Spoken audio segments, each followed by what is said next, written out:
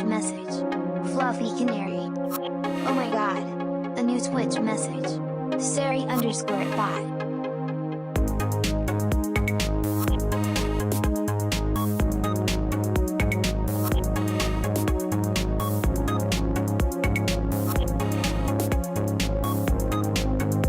Oh my god. A new YouTube message. Welcome Mr. Fluffy Canary.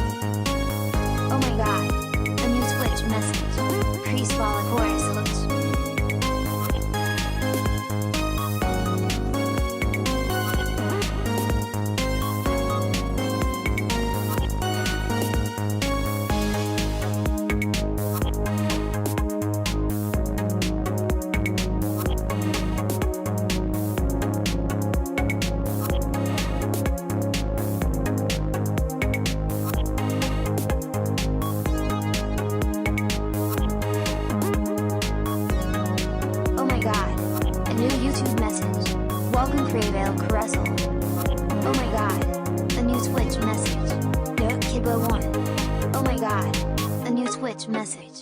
Stream stickers.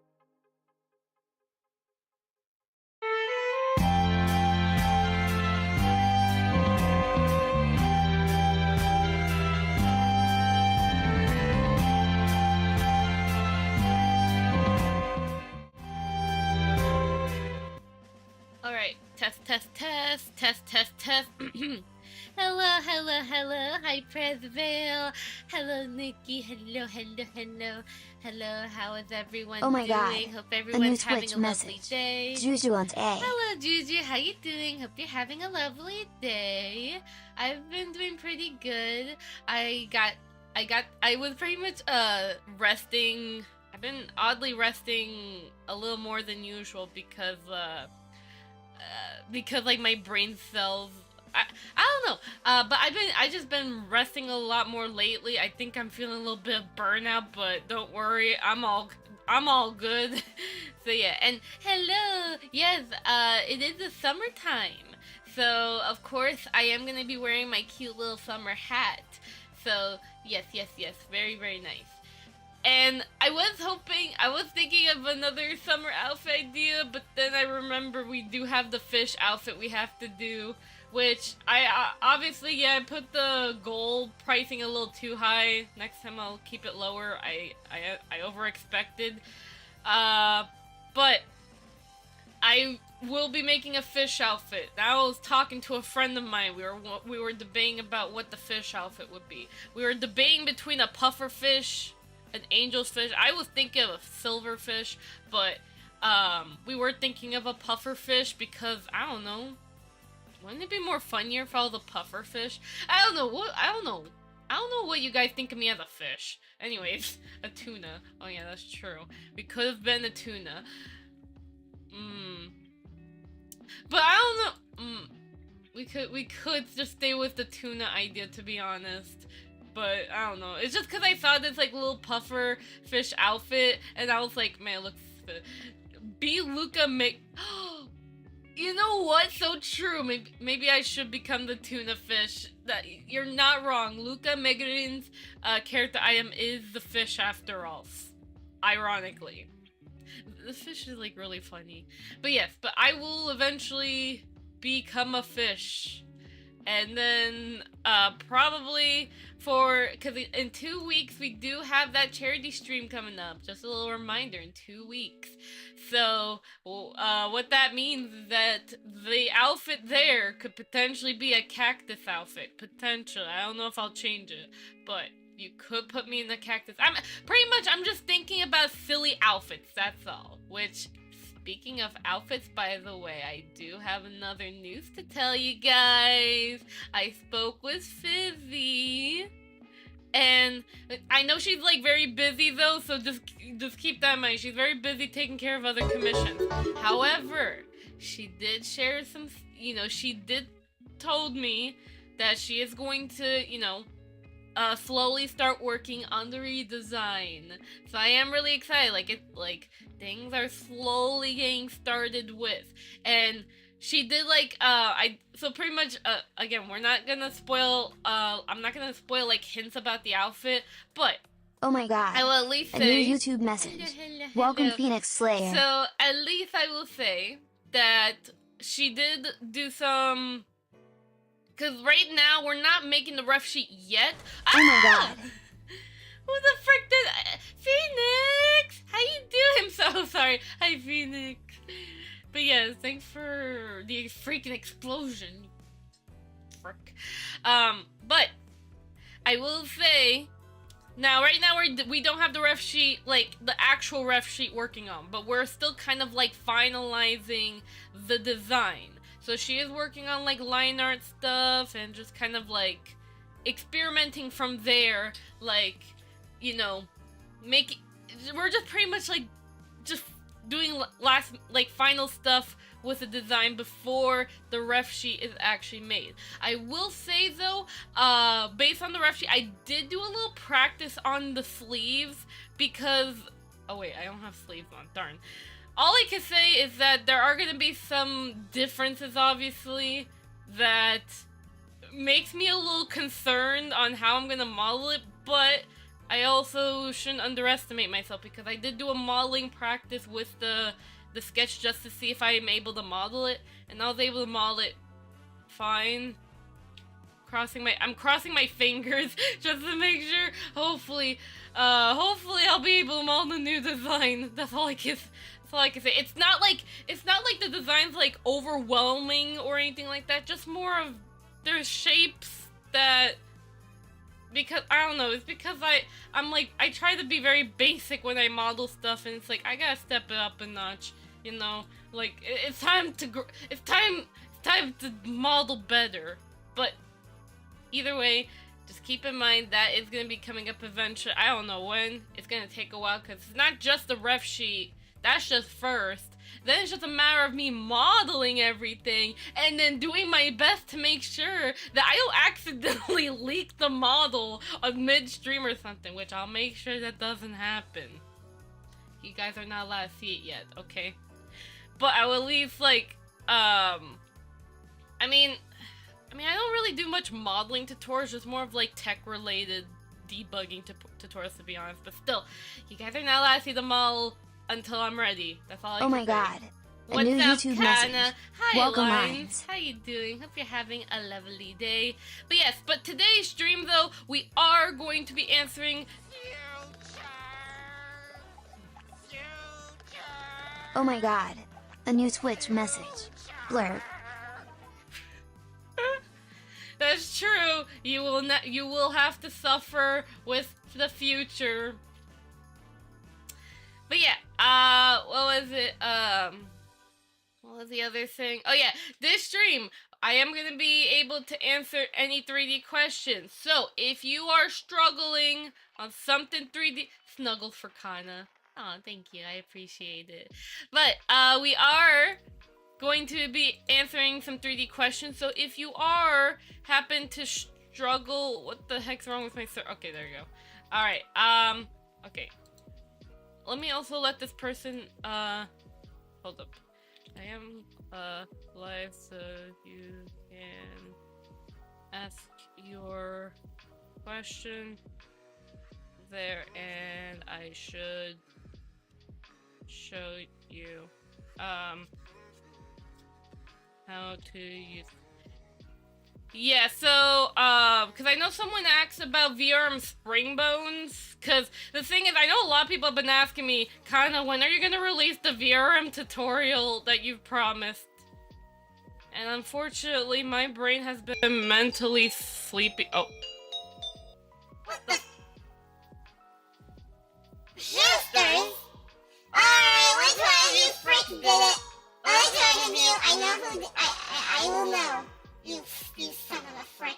Anyways, as I was saying, I have been pretty tired mentally, and I don't know, started with like motivation to like do. Poor captions are completely broken. Oh my god. No! Not taxes! Yeah, okay, there you go. Captions are back to... Okay, that's something new. The freaking captions break whenever I do the squeaker.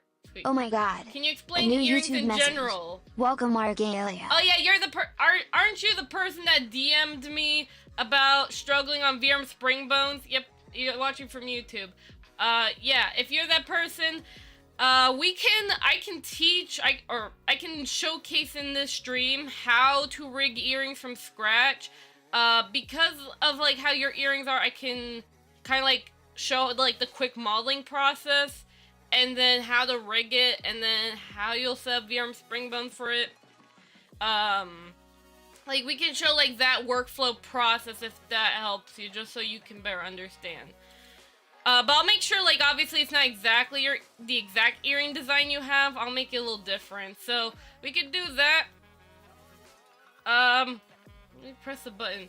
Do you know how, you know how texturing, Kana? Yes, I do know how to texture. Not like in the soft shade. Well, I always keep getting told with soft shading. Like, you know, like boost model shading, for example, or just anything soft shaded. It's just a heck ton of blurring, but blenders lag so awfully. So if you're someone that has to have a crazy amount of blurring on your model, you could use Clip Studio 3D. You could try putting the texture in like a photo editing program and smooth from there, like overly smooth. I know my friend made a tutorial about how to use Clip Studio with a 3D mod. I need to check that tutorial actually, because I would like to try and integrate Clip Studio into my workflow because of the fact of me being able to overly smooth for things. Cause that's the thing. She does amazing smooth shading, like soft shading. Like her models are all about soft shading. So she uses Clip Studio because it's less lag, and also because of layering and such stuff like that. But yeah, I want to integrate that for like outfits that need that soft shading. But anything like this you know, setup where like my shadows aren't even blurred at all and stuff. I could either do that like natively in Blender, or I could use Usu Paint, but I probably. I mean, I already kind of integrate Usu Paint to my workflow, kind of. But yeah, but... oh, there goes my brain. Oh my god. A new friend of Twitch mine message. draw manga 3BO. and asked for some 3D help because he used Clip Studio. It's pretty cool. Yeah, I have Clip Studio down. I have the perpetual one. You know, because it was on sale. You could get it for like, was it $19 or something like that? So I was like, okay, I'm gonna snatch this deal. So yeah. But let me go ahead and switch to this overlay. And by the way, how was your day? I have been a very sleepy Kana, but I've been doing very lovely, so thank you for asking. Alright, so we're gonna go ahead. I'm gonna actually, Tesh-chan, I need you, so I can demonstrate to, Argalia. Sleepy means coffee time. You'd be surprised to say that, you should be surprised to hear this. I don't drink coffee, and if I do drink coffee, I have to only drink a specific kind. Only coffee from Puerto Rico. because it actually tastes good. Although, I mean, I could force myself to drink coffee from like Walmart, but the thing is, it tastes awful. Because American coffee questions me. I don't know. I think it's just the coffee that my dad gets. It tastes burnt. I don't know how he. Oh yeah, it's because he drinks it because it's cheaper. Okay, yeah, I remember that.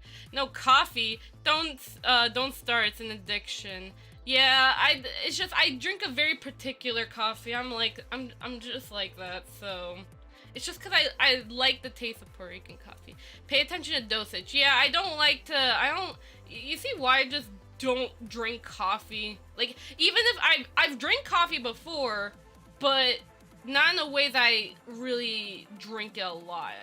Nor do I want to be honest. Alright, so let me go ahead. Why does my AC keep turning off?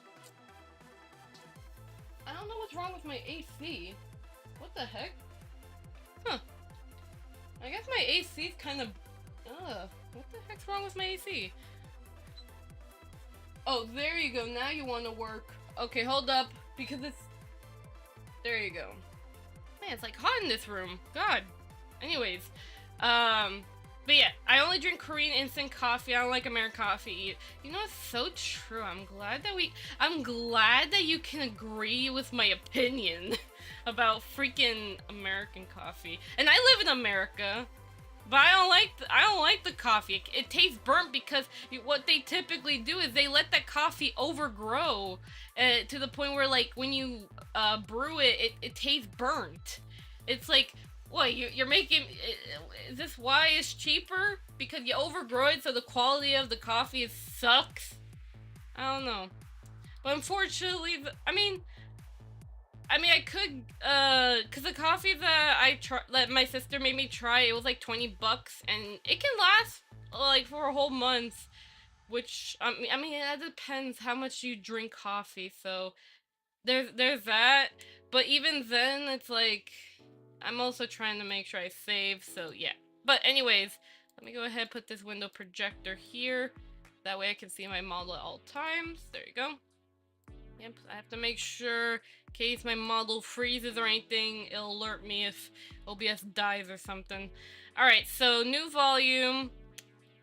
Where's Tesh-chan? Tesh-chan, my beloved. Tesh-chan. There you are, my beloved. Alright, and by the way, you can of course download Tesh-chan, which, because people kept asking me, how, Kana, can you show me how you make your air kit blend shapes? And I'm like, Tesh-chan is literally available publicly. Kana _Fuyuko. And you pay it, yeah, so. Oh my god, a new YouTube message. Welcome, Kana Fuyuko. Thanks, Mr. Fluffy Canary. But, pretty much, when it comes to that link, that's Tesh-chan. It's that model. I literally made her for a reason. So you can study how I do AR kit and stuff. Although, I will say, while I was recording one of the videos, I did realize there was an issue when she did her eye squint. I did not knew it was kind of broken. Not in a way that is really bad, because on tracking it works pretty well. And I'm surprised, but it's just more of like, it could be more perfect, but I don't know. I mean, I could update her, but I did elaborate in the video, like, what I mean, though, so there's that to keep in mind. But anyways, okay, so if you guys have any other 3D questions while I explain how earrings work on a 3D model, then please ask those 3D questions. I don't care how stupid the question is. You can ask me, hey Kana, how do you make your hat so floppy? Hey Kana, how the frick do you make your face move? Hey Kana, why does your hand tracking look pretty dope? What's the word dope, by the way? Wait, I don't know, I just heard people say that. Oh, it means stupid person. Or it means very good. Oh. And then it also means that. Oops. Okay, never mind. I shouldn't say that word. But even then, the context I meant very good, but I could have also called myself stupid. Okay. Well, let's not call Kana stupid anytime soon. No, no.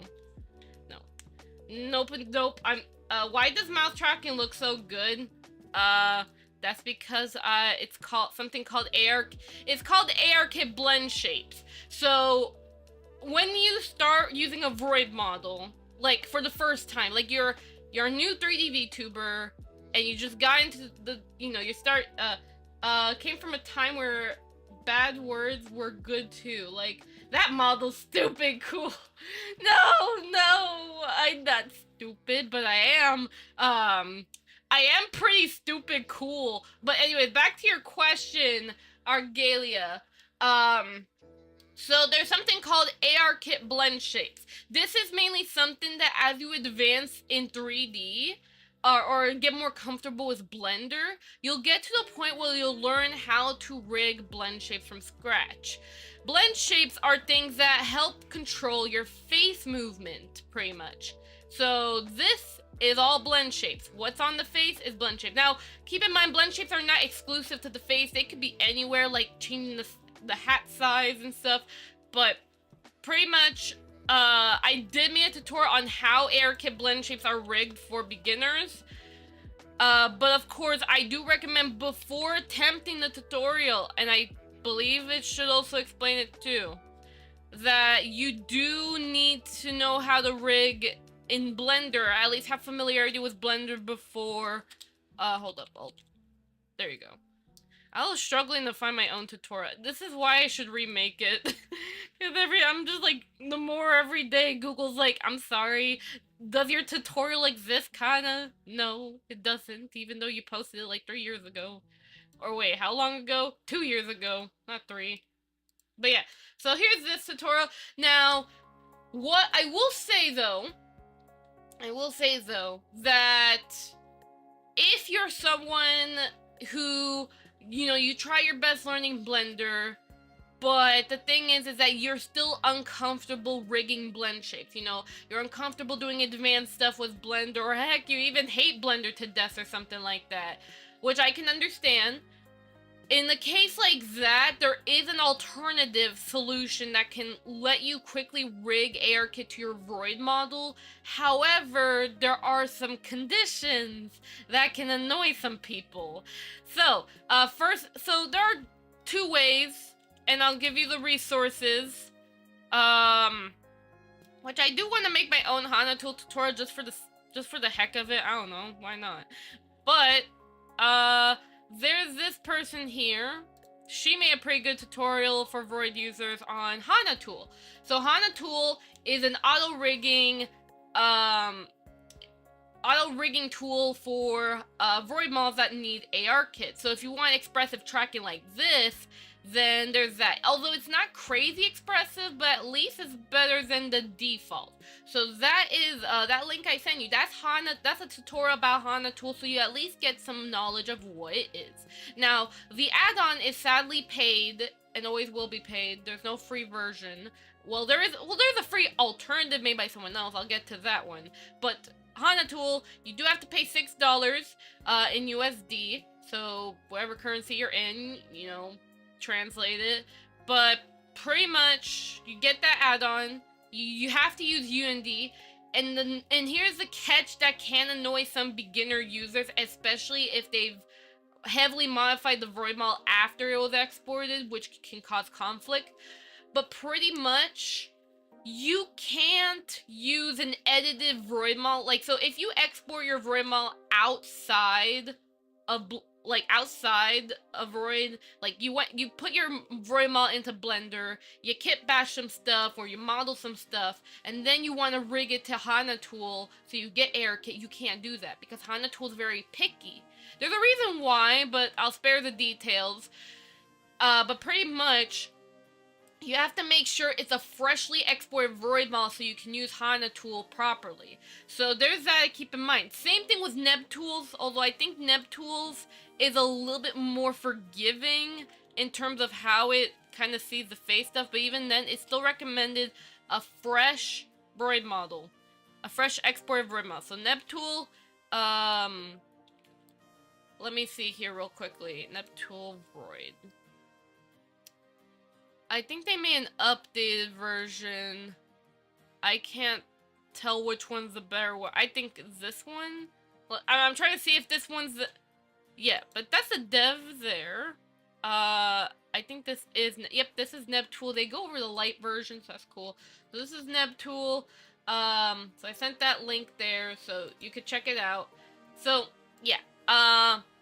But that's AR kit, but again, you don't have to have AR kit when you're starting. If you, again, and I even emphasize this on even my, how to become a 3D VTuber for the very first time, I even emphasize the fact that 3D, there's gonna be a lot of information that may overwhelm you. Just take your time. Don't rush into things, but also don't be afraid to learn stuff either, because, you know, with 3D, since there are a lot of stuff, you know, it's okay to take it one step at a time. It's okay to be afraid of new techniques, but you also, you know, you do it at your own comfort, but it's also good to kind of slightly, you know, learn these things, so that way you're more aware of how you can, you know, do crazy stuff. Like, for example, I can, what is it? I can do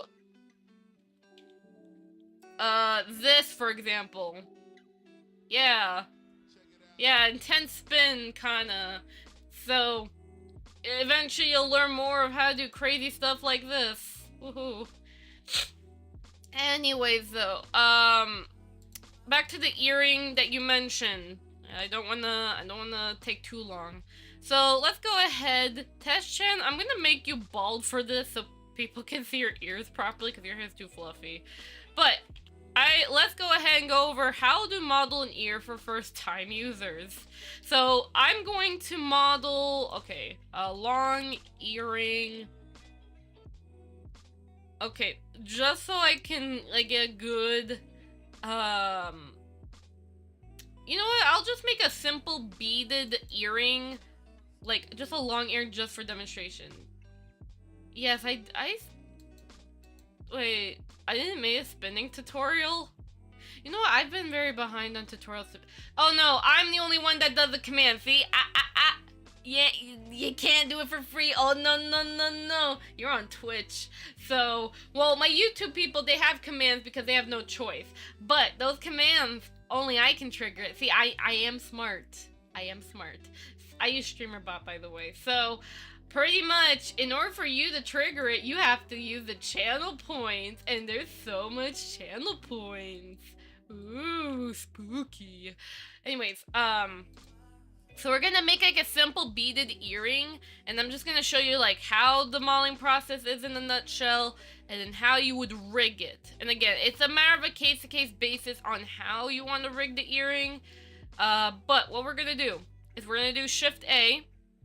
The first thing you want to do is you want to add something that hooks to the ear, like the thing that jabs into your freaking ear, like freaking. I don't like earrings for this reason, to be honest. I know my older moms had it, but, like, I hate earrings. Anyways, so Shift A, mesh, and then we're going to use a torus. Now, a fun thing, by the way, is that we could optimize this torus Oh my a God. bit more. A new Twitch message. Hi, Sickly Fuyuko. How you doing? Hope you're having a lovely day. I'm going over how to model an earring for beginners. This could also be, like, a good tutorial on its own, but I'm demonstrating it for, Argalia, who was asking me about how earrings work, because I was trying to help them out, but I think probably them seeing me actually do the process should hopefully help them out, and fully like explain it. I really need to get caught up on tutorials, do I? I really do. I gotta stop being mentally tired. Anyways, so pretty much here on these settings below, you can be able to mess with these settings, so you don't have to have it like too high poly, but you could have it like smooth. It depends on what you like. I usually go for a lower number, so instead of like 48, I use like smaller, and then sometimes I may reduce this a little bit more. You know, just so, because again, I don't want to like, you know, overdo the poly count. And then you can also adjust the radius here, so it's just a matter, 3D is all about clicking and dragging until it looks pretty. You don't even have to learn mathematical equations, just Click and drag until it looks pretty. Easy peasy. So many new aspiring 3D artists nowadays. Oh yeah, I've been seeing like more and more 3D artists being born every day. Cause I remember talking with like my friends because like they were making posts about 3D techniques, and even I was like, oh, this is a cool technique I never knew about. And they were like, I'm surprised that no one knew this technique. And I pretty much told them, I was like, listen here, listen to me. You'd be surprised. Always remember, there's either going to be advanced people who literally don't know because of how overwhelming 3D can be with all the information and techniques that exist that can still... Like, there could be 8 different techniques that do one thing. Oh my god. And then you also have it where... You also have it where... What the frick is it? You also have it where there's gonna be new 3D artists born every day, so you can't really always expect that someone's gonna know something. Like, for example, you may think that me making a how to enable transparency in Warudo tutorial, you can think of that as the most stupidest tutorial I've ever made, but you'd be surprised at how many people who don't know how to enable transparency in Warudo. Or, for example, what is it? Oh yeah, the firewall tutorial I made. You'd be like, Kana, why did you make a firewall tutorial? That is the most stupid tutorial you ever made. And it's like, you'd be surprised at how many people who don't know it. So this is why tutorials exist. So for people who don't know, you teach them. I mean, heck, I was 12 years old when I was learning 3D modeling. What? So, why did you boot my mom? I can understand. My point is that you're gonna be astonished. My point is that every day you will always astonish new people. Everyone is in... Yeah, never stop learning. There's always something new, especially with how fast things are moving. Yep, and again, there are always beginners born every day. You probably have inspired someone to even become a 3D artist with that post too. You never know. Anyways, so we have the Taurus here. I'm gonna right-click and click on Shade Smooth so it looks smooth. See? It's a little poly. Although, yeah, I won't get too technical. Just know we have earring. So I'm going to go ahead and press on Tab key. And then I'm going to use these little arrows. I just click on this here. I use the little arrows here. And then I rotate. So I type in 90 lines. Messages. Did your message got timed out? So many new artists, I feel old. You know what? I also feel old. You're not alone. But is there something wrong, Lines? Did YouTube accidentally flag your comment or something? I know that can happen. A new Twitch message. Omega, how are you doing? Omega, I will tell you this. I did saw your message right before you deleted it. And all I can say is I can't make it to 10 a.m. But yeah, so anyways, you then use the S key to scale this down, like so. You know how to make complex stuff on Blender, Kana? That depends, that depends. What is the complex item? Because the thing is that depending on how complex, let me give you an example.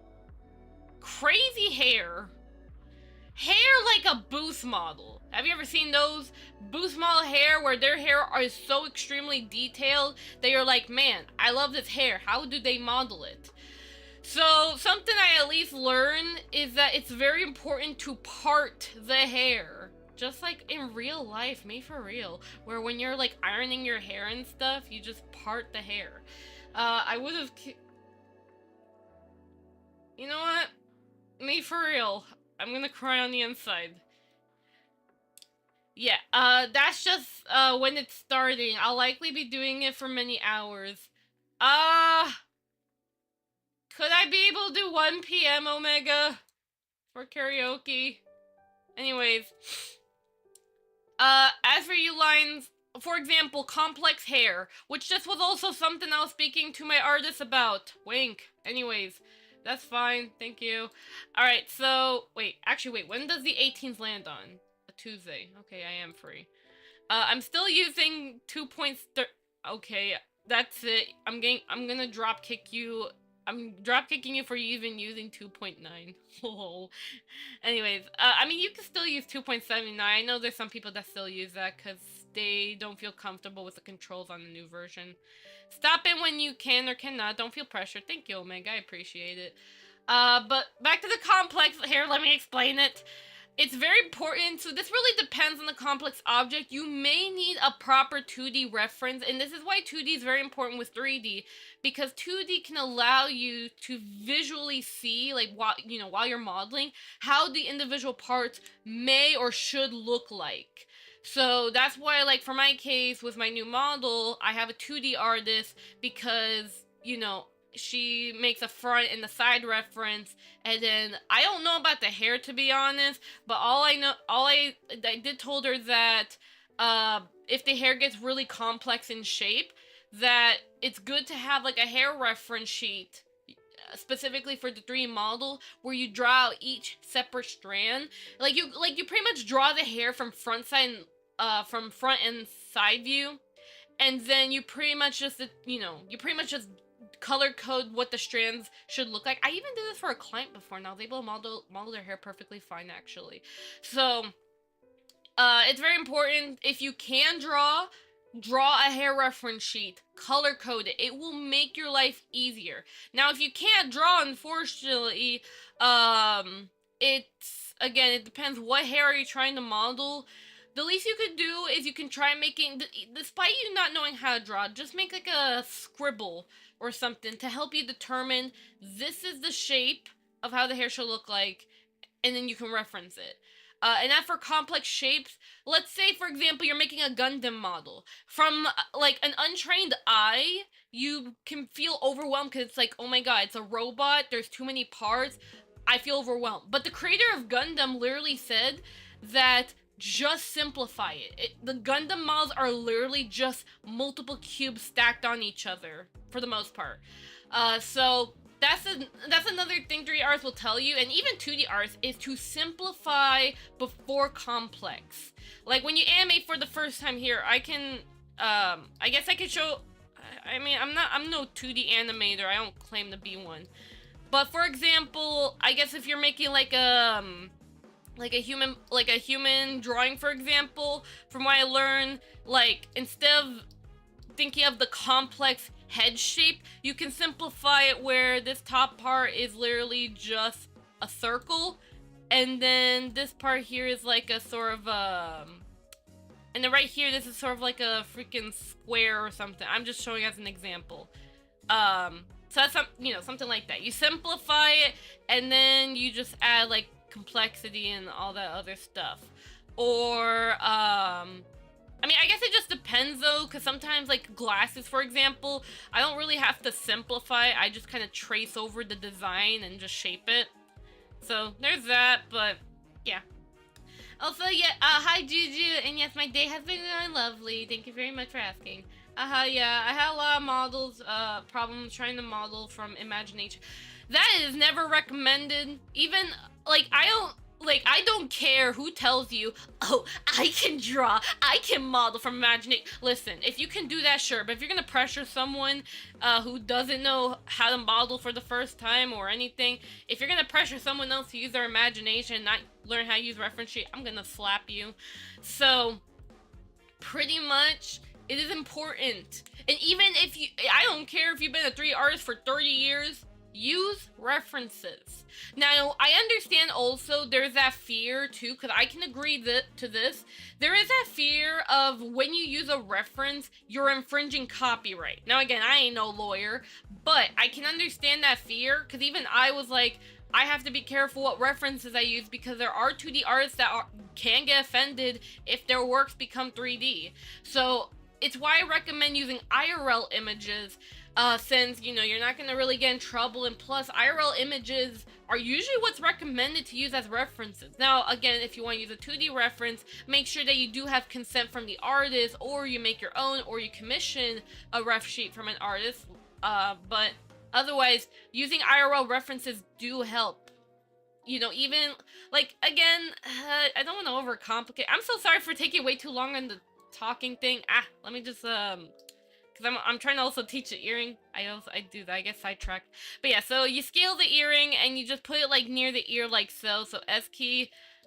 This is why like and even if I tell myself I can make like an individual tutorial, I know that I will also get very backed up on other tutorials and other IRL stuff that's really, it gets harder for me to even make tutorials in the first place, so I apologize. Alright, so then you just pretty much place your earring like so to what you like. And there's a start right there. Now, I'm gonna add some beads to that earring, so that way, you know, earrings. So I'm gonna do Shift A, mesh, and then I'm going to add a sphere, UV sphere. I'm gonna set this to 16 so there's like less vertices. I'll go to edit mode by tab key, move this up, use S key to scale in, one there.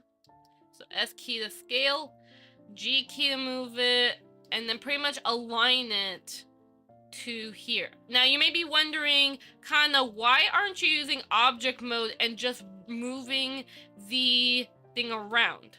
The reason why I try never to use object mode, unless it's like some sort of environment where I'm experimenting some stuff. For character models, I don't prefer using object mode because of the fact that I know that these things are going to be rigged into armatures, and I'd rather just make sure that, you know, I mean, I can still do apply transformation, which you should always do that in the first place. Like, if this place has to be permanently there, use apply transformations to, you know, make sure that this origin point is where it should be at the center, at least for character model.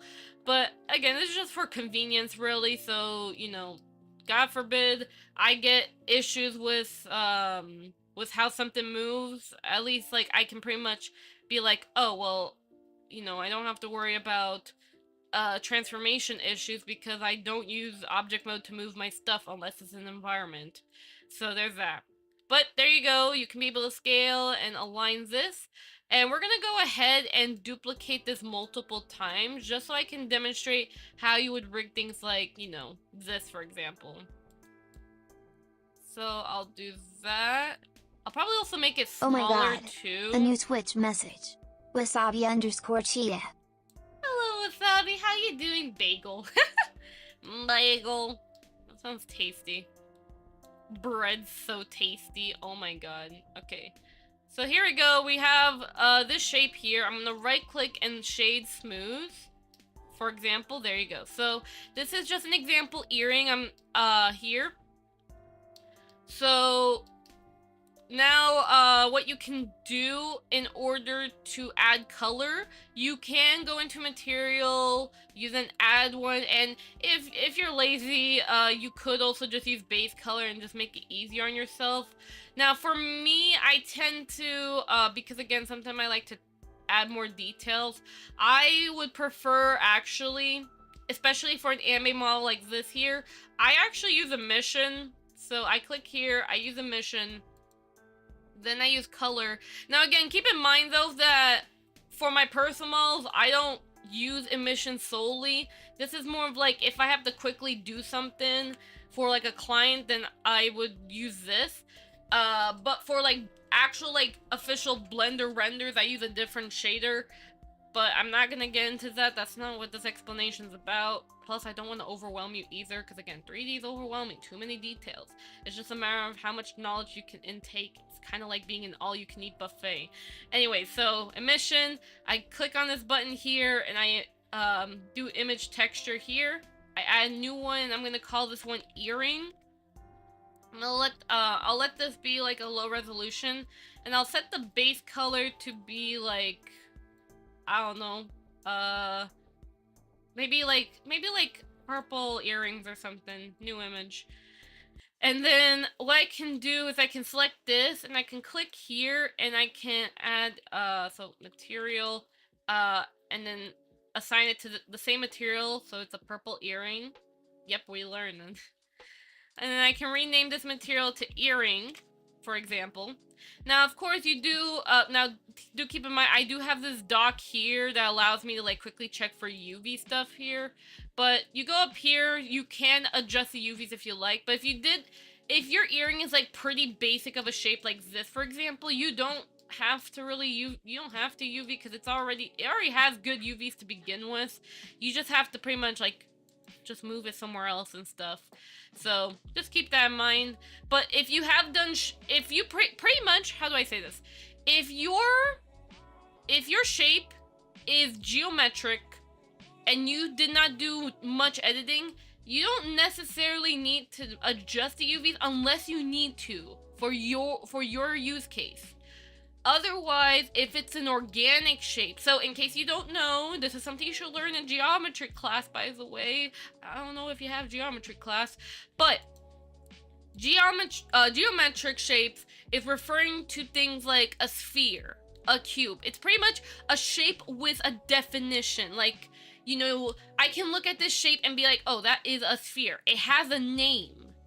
However, an organic shape is something that doesn't have a defined shape. So for example, you can call this, oh, well, this is human shape, but that's not the right terminology. Well, I guess you could, but in terms of shapes, this is organic because you can't call this a sphere. You can't call this a cube. It's just a human. Humans are organic shapes because, you know, again, it's just an undefined shape.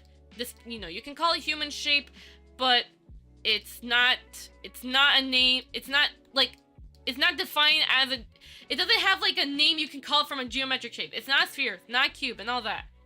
Simple. It's a friend shape. So yeah, so you can be able to adjust the UVs from here, and UVs are very important. Think of it like a candy wrapper. Oh, what the frick? How dare you? So pretty much, when it comes to UVs, think of it like candy wrappers. Now, I can understand UVs can be annoying, don't get me wrong. However, this is very crucial for 3D because it allows you to project a 2D texture image to your 3D model. That's why it exists. Brain's not braining. How dare you? So, that's why UVs are very important. They project a 2D image from a texture onto 3D. Again, like a candy wrapper. When you open up that chocolate candy wrapper, you're gonna eat the chocolate, but you don't care about the wrapper. There's your UV. You just threw away your UV. Maybe you should reconsider that next time you eat a freaking chocolate to freaking reconsider the UV map's feelings. Anyways, so besides that, you can also do your texture paint here. And you can do like your texture stuff if you like. So for example, I can add some shininess to it. Or I can add like a little shadow, like with darker colors, just as an example. And then boom, see, like, you know, just as an example, you can do your texture stuff here. Heck, even my old Dumbify Blender series, I even explained for beginners how does UV mapping work and how does texture. The series do need a revamp though, to be honest, because I think my explanation style has gotten a little better, but I'm not gonna focus on that anytime soon. About texturing, how can I improve it fast? That's the depressing part. You don't. Oh, no, I'm kidding. First of all, you need to define yourself. What style are you going for?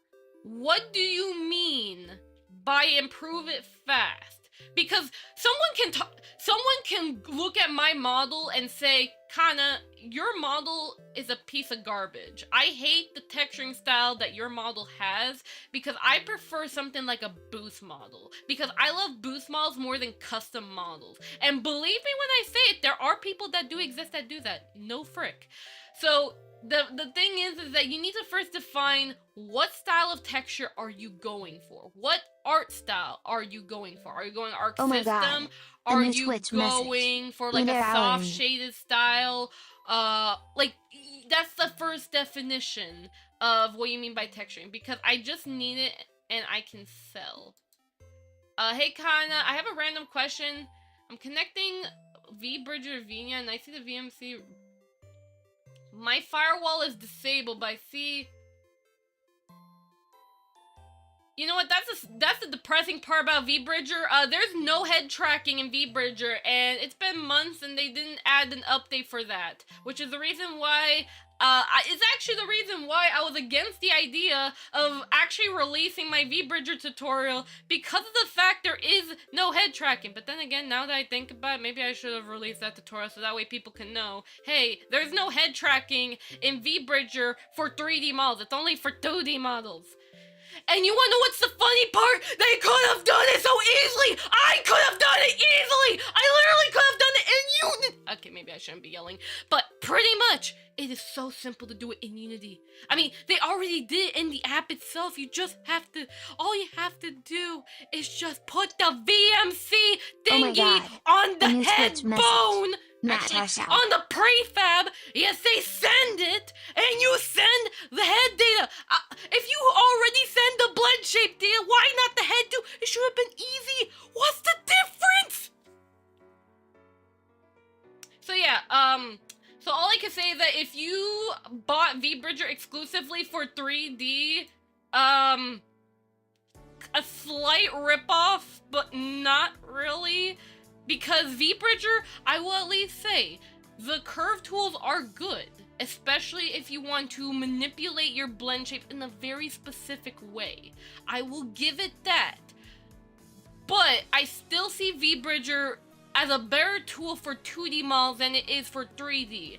Now, if they do release the head tracking update for VBridger and stuff, by all means, way to go. You know, it's another alternative. But even then, Vinyan literally has been, heck, I've spoke to Suvi about adding tracking curves, cause that's what VBridger had, and that's why Vinyan has the freaking curves, cause I told Suvi about the fact that VBridger has always had the curves, and because at the time, people were asking, hey, can I have VBridger for 3D, and because the update for 3D wasn't there yet, that's why Suvi added the curves. They emulate what VBridger does.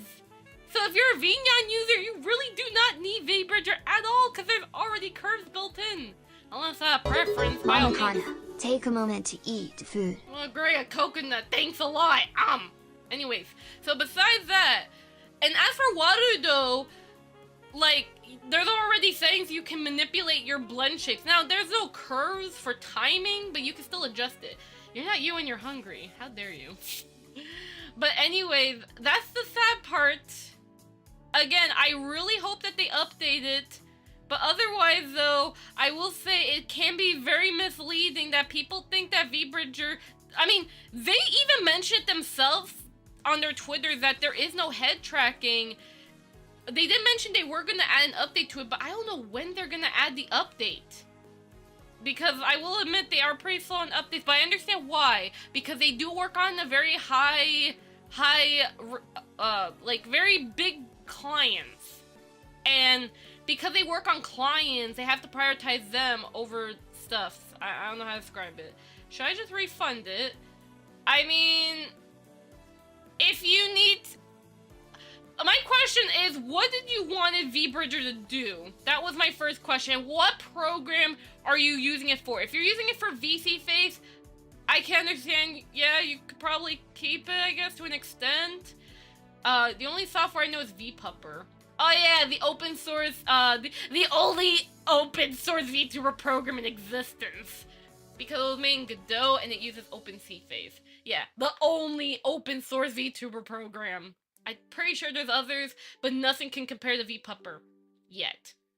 I was using VCFace, but no. I tried to make it Vinyan, still nope. Yeah.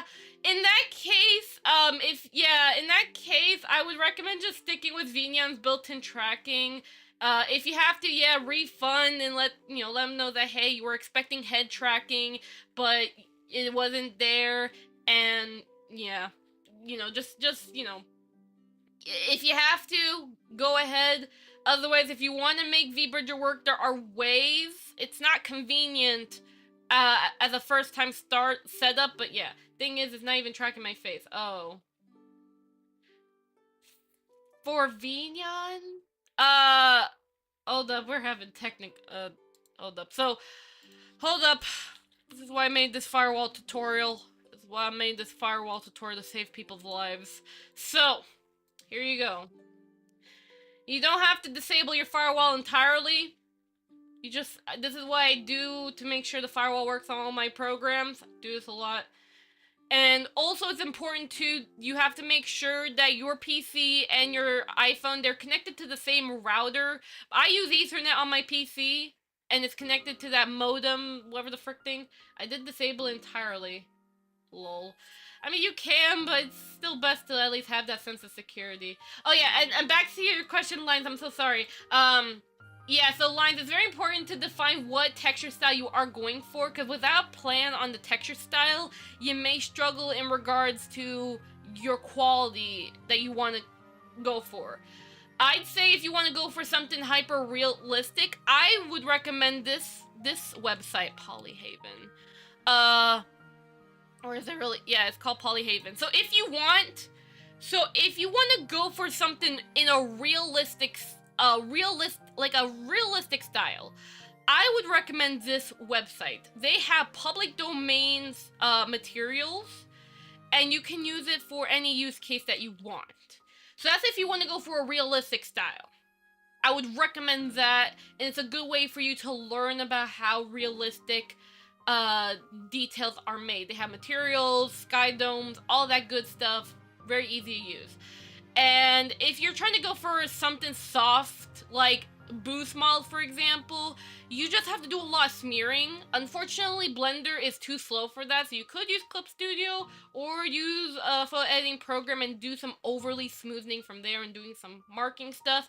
If you want to go for something like my style that I have, where my shadows are very solid, there's not a lot of blending, then, yeah, it's literally just solid colors. I don't know how to explain on that part. It's just solid colors. Yeah. I'm using a webcam. That's, perhaps that's the issue. A thing about webcams is you can't use them in two different programs. Microphones, yes, you can use them in multiple programs at the same time. Webcams, no. How would you improve face shapes? My faces always end up too flat. Do you mean blend shapes or face modeling? I'm probably gonna fork Vtuber and do some fiddling around. You know what? That's a very good idea, Wasabi. Okay, modeling. So, regards to modeling, it's very important that you first have, like, depending on your reference sheet, it's very important to have a front and a side view. And I'm so sorry for getting all sidetracked right now. I want realistic, but my PC says no. So, okay, Lion, since you want realistic, yeah, that's something that's gonna be a challenge if your PC is a very low spec one. However, just because your PC is low spec, you can still have realistic details in the texture, but you just, you know, you are gonna have some limits with it. So I would recommend still check out Polyhaven. You can get the low resolution files that they have, because they do offer low resolution ones. So, you know, you could probably use like, do they have like 1K or, let me see textures, for example, browse textures. Let's see, roof tiles. Not yet. Oh my god. A new Twitch message. Oh yeah. Toad's Fuyuko. What's your name? Toadjill. Hello, welcome to the stream. Hope you're having a lovely day. Hi. Yeah, so, as for model, first, it's very important that you make sure you have a front and a side reference. So front and side reference. Very important to have that on the 2D, ref. And you mentioned, faces are always coming out too flat. It's okay in the front, but the side view struggles. So, something that my friend told me, should I probably demonstrate with like a model?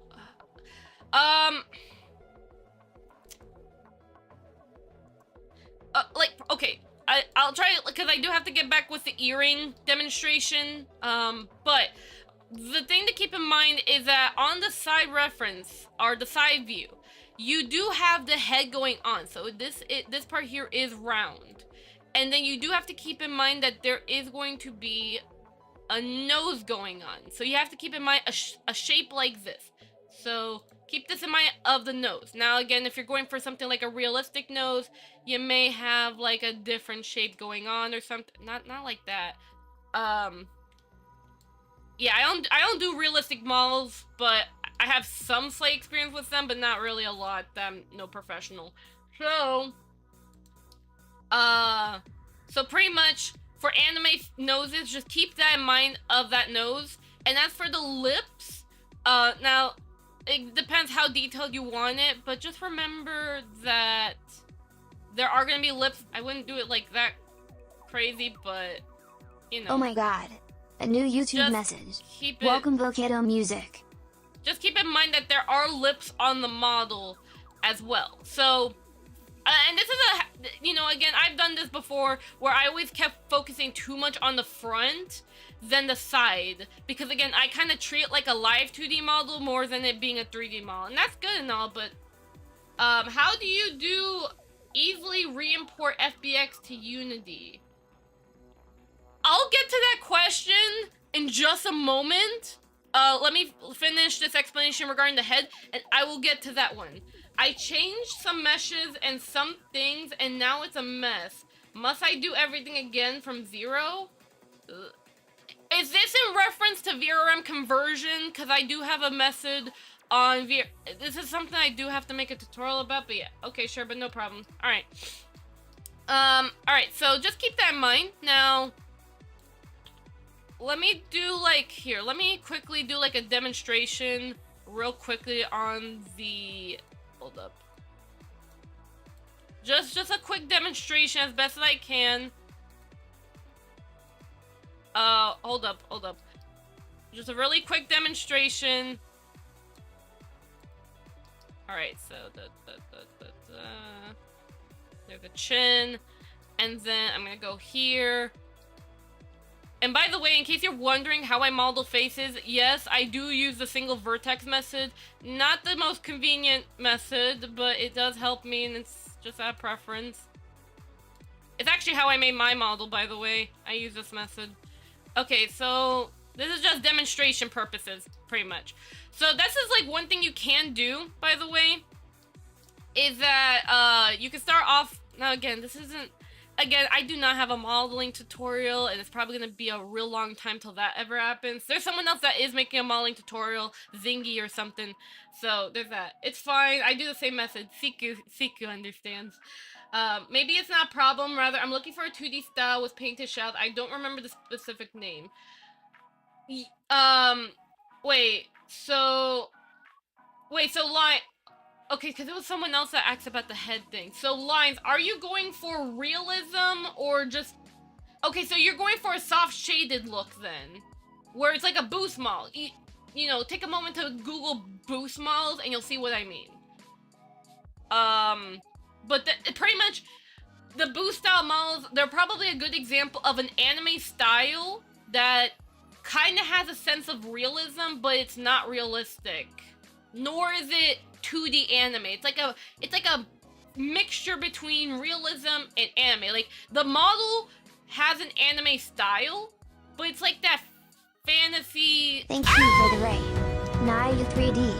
Ow! I am trying my best to quickly. I'm trying my best to quickly answer these 3D questions. But hi Naya, hope you're having a lovely day, and thank you so much for the raid. There goes the hamsters. The hamsters are freaking all dead now. Anyways, but hello everyone. I hope you're all having a lovely day. My name is Fuyuko. I'm a Snow Angel Vtuber who's answering 3D questions right now. So if you have 3D questions, feel free to ask me. But otherwise, I hope you have a lovely day, and thank you again for the raid. Anyways, back to 3D. Yeah, back to what I was mentioning about the head model, just real quickly. Just a quick example. So pretty much, what my friend told me is that when you're working on the side view, for example, you see how like in the front view, it kind of, you know, it looks alright, but the side view looks way too straight, for example, that it needs to have like a sense of a curve going on. Instead of using the G key and doing this, like, let's say this, right? If you do this, for example, and you go to the front, you may mess up the front view like that. So, instead of doing what I just did, my friend told me to only use the green arrow and just move it back on the side view. This is so that way you can preserve the front. Because instead of if the front looks perfect but the side view is not, focus on this green arrow because it pretty much makes sure that, you know, you can manipulate how the side looks like, but don't mess with the front. This is something that I'm still trying to make sure I have a habit of, but, you know, that's what my friend taught me. So it's a really good knowledge. So there's that. Yeah, again, I would need like a proper reference sheet for this, but you get my point, hopefully. I'll have to try that. Yeah, hopefully that will help you out. Alright, so anyways, what's the other questions we got? Do you have any resources? Resources about what? You do need to be specific. Resources about, like, Blender, VTubing. Makes sense, I'll have to try it. If it's modeling resources, there should be a big Blender server, actually. Yeah, there should be a very big Blender server with... Oh my. Thank you for the follow. Awa. Lunar Allery. Snowflake. Lunar Allery is not following. Snowflake. Luna, I'll call you Luna, but thank you so much for the follow. Thank you. Okay, so here's a Blender Discord server. There isn't I don't know if this is official. I think it is. It looks official. Hold up. So Blender Discord server. So this is okay. They are official. Okay, so Blender Discord server. But click and drag was what destroyed my wrist in Live 2D. Oh, I'm sorry to hear that. Kana has them all. I was gonna ask you about research for face tracking, but you explained it. Wait. But you explained it well. Oh, I'm glad. Call me Luna. All my friends do. Aw, well, no problema. Also, is that a hamster? Is that a hamster? Oh no, that's a cat. That's a cat emoji. I was like, is that a hamster?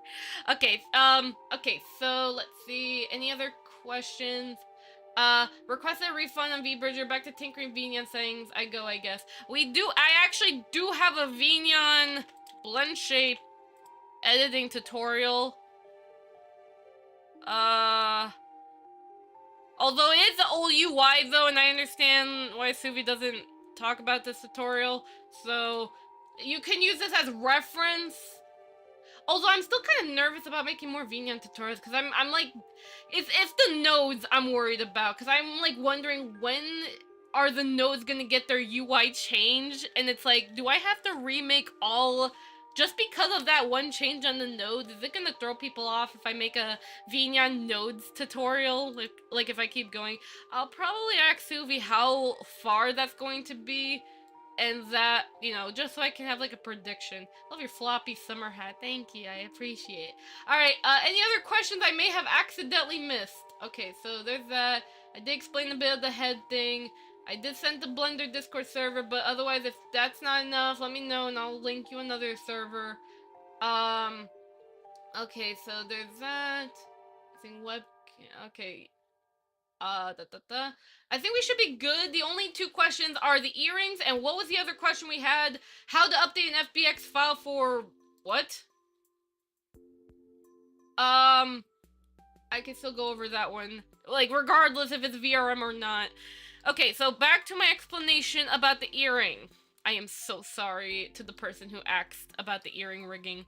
So, Shift A, but again, of course, feel free to ask me more questions, because again, this is what this stream is all about. You want answers? I will give you answers. Okay, so Shift A, armature, and then single bone. I'm gonna press tab key, we're gonna go into edit mode, and I'm gonna select A, make sure this little guy here is selected.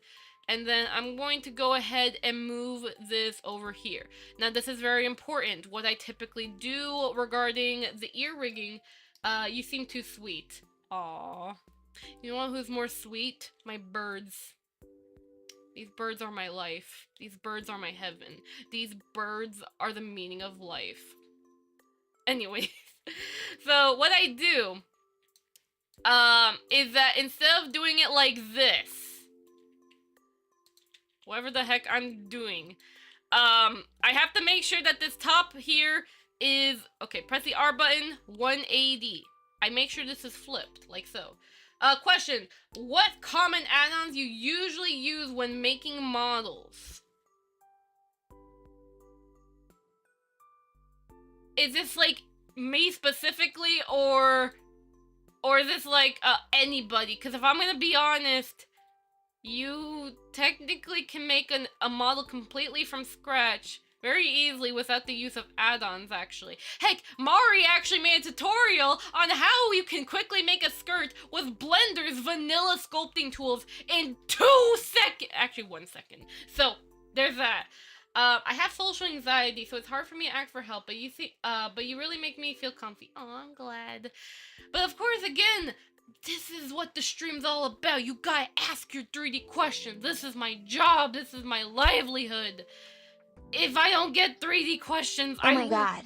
A new YouTube message. Just become Welcome, a candy Ramble wrapper. Ooh, new outfit. You really look nice in it. Good design. Thank you, Ramble. I appreciate it. We are gonna be getting a redesign very soon, though. So keep that in mind. Redesign Kana's coming. I don't know when. Hopefully I'll look beautiful. Alright, so you wanna know what a cool trick I can show you, by the way? Actually, no. We can just, keep picturing like this, or a little cool trick actually is that you can do this. So you make one long bone just so that way you can pretty much place it so on the side view. And again, you see what I'm doing? I'm not using the G key on the side view, just this arrow, nothing more, nothing less. So pretty much here you can actually right click and then subdivide, and you can actually add bones quickly if you want. But of course, you're gonna have to keep track of how many there are. So 1, 2, 3, 4, 5, 6, 7, 8, 9. That is 9. Oops. Let me see. So 1, 2, 3, 4, 5, 6, 7, 8, 9. Okay, so it has to be 8. Wait, 1, 2, 3, 4, 5, 6, 7, 8, 9. Okay, good. Alright, very, very good. A candy wrapper. Tell us more about your hat. Wait, hat? Wait, do you want to see how my hat's rigged? I can show you. Let me first finish rigging the earrings, and then I'll show you how my hat's rigged. And you want to know, you'll be surprised, by the way, I'm going to tell you right now, and probably an advanced remodeler will probably call me an idiot. This hat was auto weight painted. Anyways, to an extent, because the middle part's not, no frick, it has to be connected to my freaking head. But the little floppy area, yeah, that's auto weight painted. Yep, I know my way with auto weight paint. In fact, my skirt tutorial could also be as reference as to how I do that skirt, the old skirt tutorial I made back in the past. Yeah, that technique is the same one I use on my hat. Although for other things, like let's say the bow, for example, no, I would not use auto weight paint, as it should be. I'm glad Siku can understand, but even then, there are some things I do manually weight paint, like a bow, for example. Oh my god. That's different. A new Twitch message. Hi, Vashu. How you doing? Zashu. Hope you're having a lovely day. Hi, hi. Alright, so, what you're gonna do, I think for this case, yeah, so, you're gonna go ahead, I'm gonna go ahead for my case, I'm just going to adjust these. I may have to adjust, like, the lining, because I can see, like, it's off-centered. But right now, I'm just gonna go ahead and align these bones so they match. I do have a 3D question. This is the place for it. But it revolves how to join a flat surface on a curved surface and not have curved reflection. What?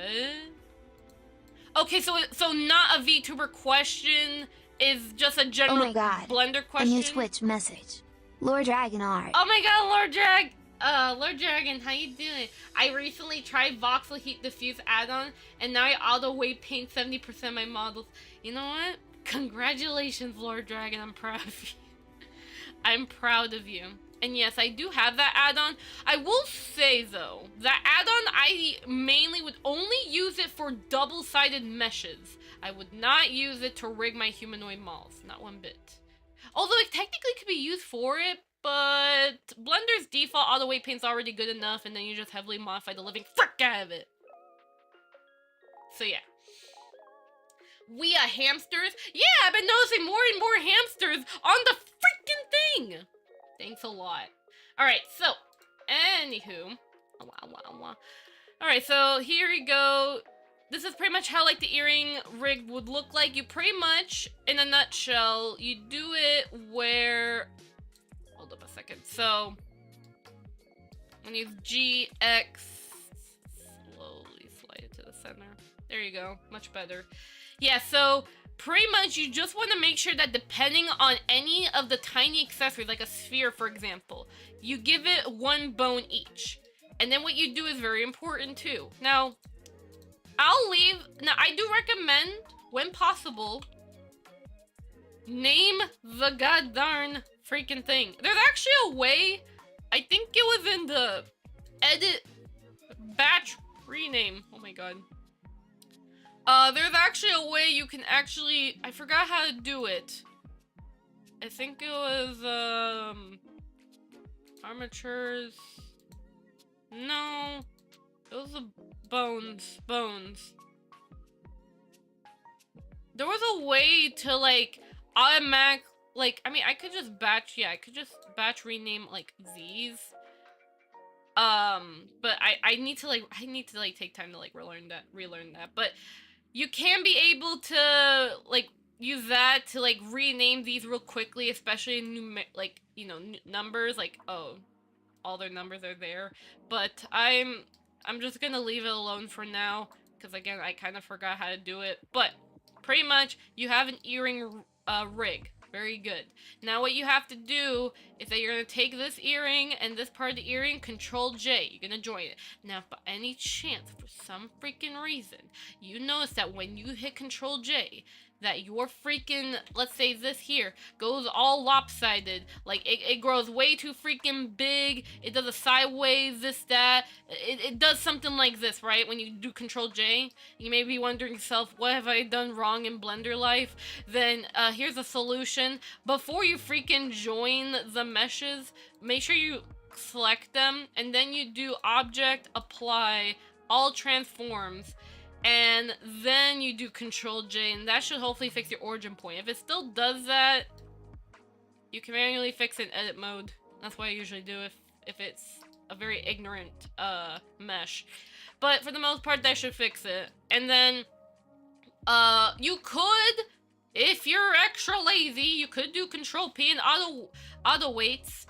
Or I think you could also utilize envelope, but I'm not gonna do either of those. Although nobody uses envelope weights. I know there's an add-on for it, but that add-on kind of rips my hairs off. But what we are going to do, though, is we are going to shift. So mesh, shift select the armature. We will do Control P, but we're going to select on with empty groups. This is so that way we can have the things here. See? We can have our bones register here. Now, vertex groups can be used for multiple things. This is not exclusive to weight paint. This could actually be used for masking, for modifiers, for example. I use that quite a lot, actually. It's really good. What does envelope weight? That's a good question, actually. Hold up. Wait. So, from what I know, let me double check just so I make sure I don't say the wrong thing. Cause there's actually a good video that actually explains envelope versus automatic weights. So let me find that tutorial. It's like a perfect explanation. Envelope versus automatic weights.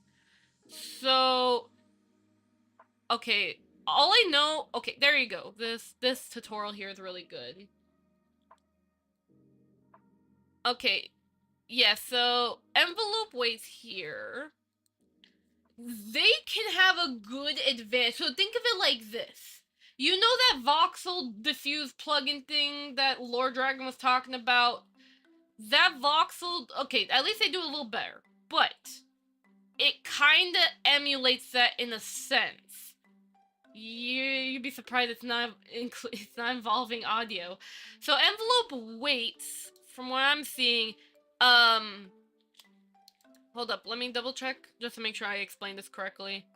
Yeah, so envelope weights is like it's like the voxel plugin thing where if you need something, so you have a mesh, you have an armature, and you have this bone, and you need to make sure that instead of it like, how do I say, have a stronger connecting, if that makes sense. So I could try demonstrating. Yeah, I could try. The video below shows what I mean, but I can quickly demonstrate with Test Chan. So I don't know how this is gonna work. So let me go ahead. I'm going to remove Test Chan's weight paint. You must suffer, Test Chan. This, Control P, empty groups. Whoops, I didn't mean that. Envelope weights. Here. There you go. And you see what I mean? This is like, people say that this is good for things like skirts, for example, which it can be. Again, there is a plugin dedicated for like that sort of case, but it is never recommended for humanoid because again, it doesn't even do it right. It's more of like, it's good for things that have to have like a really strong connection, like really strong. And especially, I haven't tried it like comparing between, well, Voxel, I would say at least they do it better because they actually have like a third-party program that they use for the ray tracing calculation for the weight paint. So there's a difference. But yeah, this is why we tend to never use envelope weights. They can be used for things like skirts, but there's hardly a use for them because of how they perform. But again, you never know, so it's why we still keep them.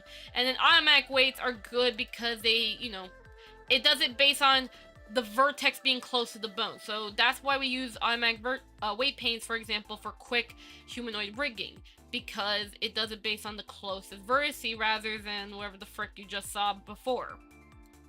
It became an octopus. No. But yeah, but hopefully that video I sent should explain what the frick it is. But just know that there's a plugin for it, although I'm not really proud of the plugin. There's ways you can manipulate envelopes to make it work good, but it's extremely picky. Like, extremely. And it can be very tedious. I want to rip my hairs off. That's all I can tell you. It makes me want to rip my hairs off. But anyways, back to this.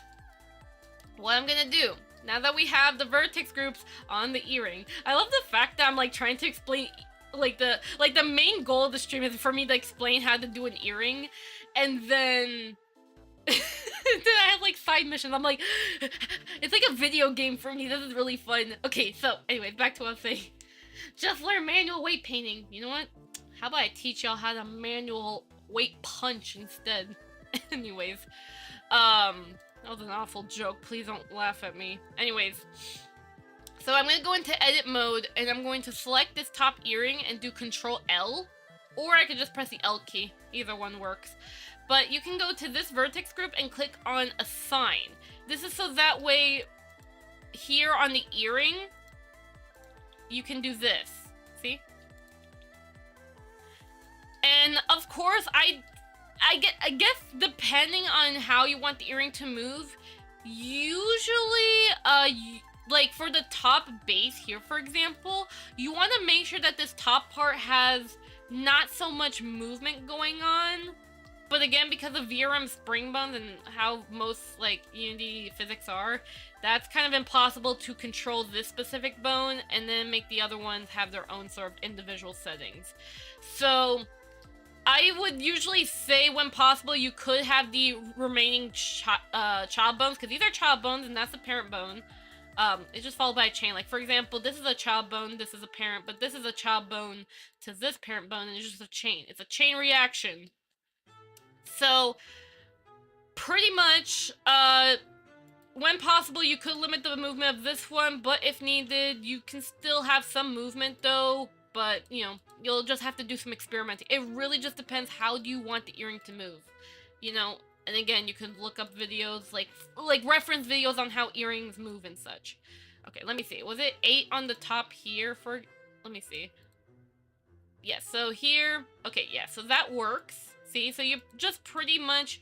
You just have to, like, manually assign each mesh to the bones here.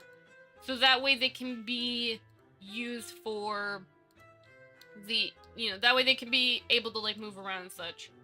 Yeah, so here you go. There you go.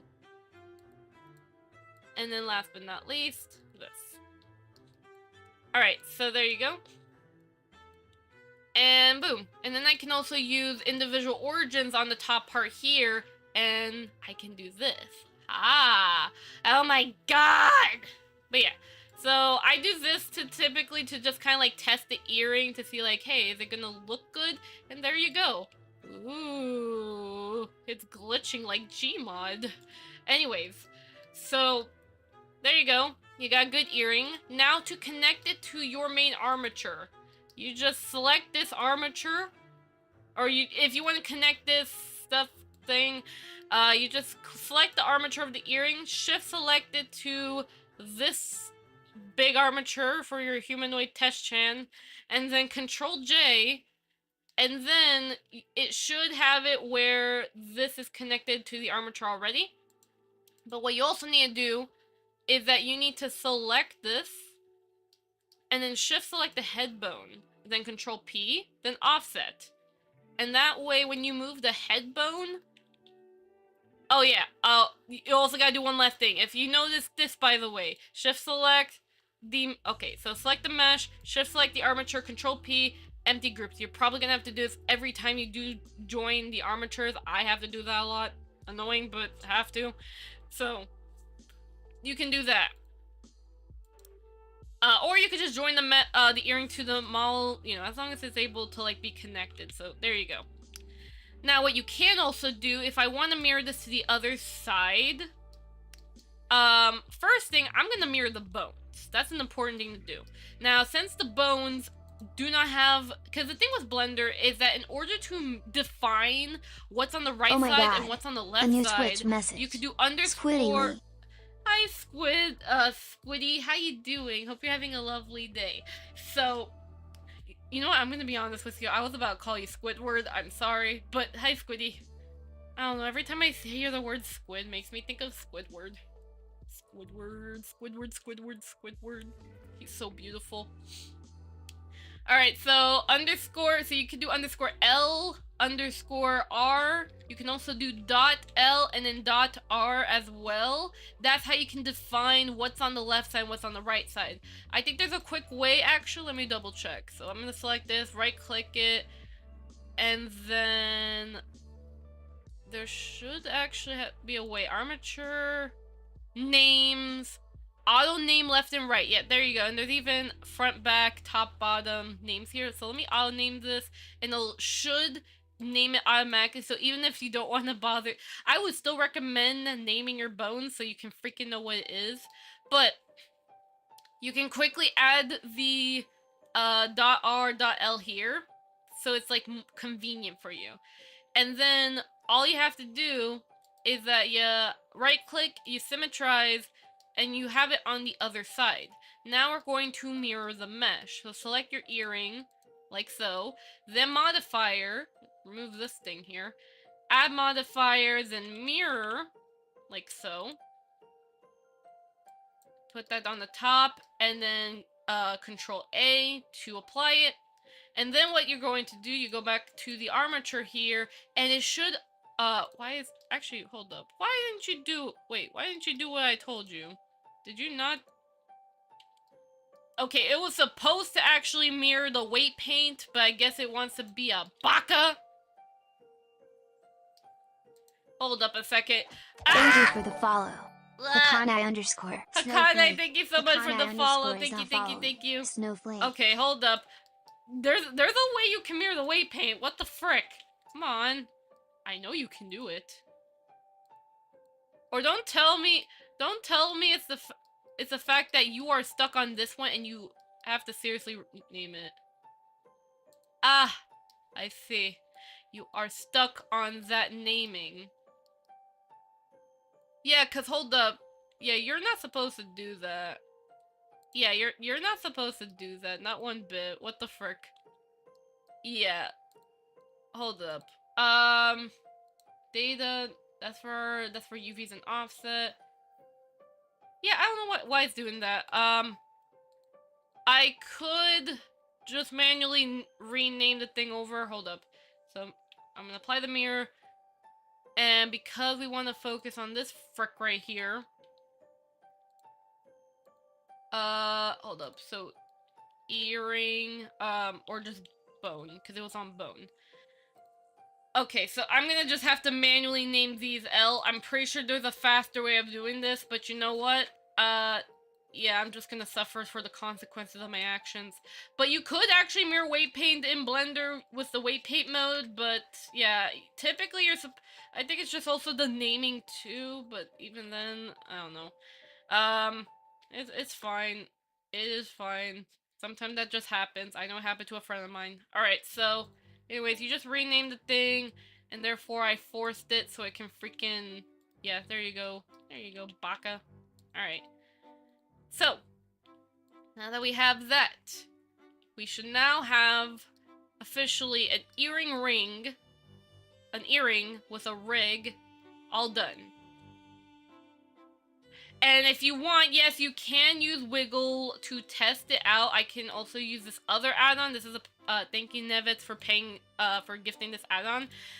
I can use this add-on here to just demonstrate, like, the physics. So Wiggle Bone, for example, you can use it to... Also, my god, so many... Do I have Wiggle Bone enabled here? No? Okay. I'll just use this. Just so I can, like, demonstrate. Demonstration! Yeah, so here, I'm gonna select the head. And you can see here... I'm gonna click on this.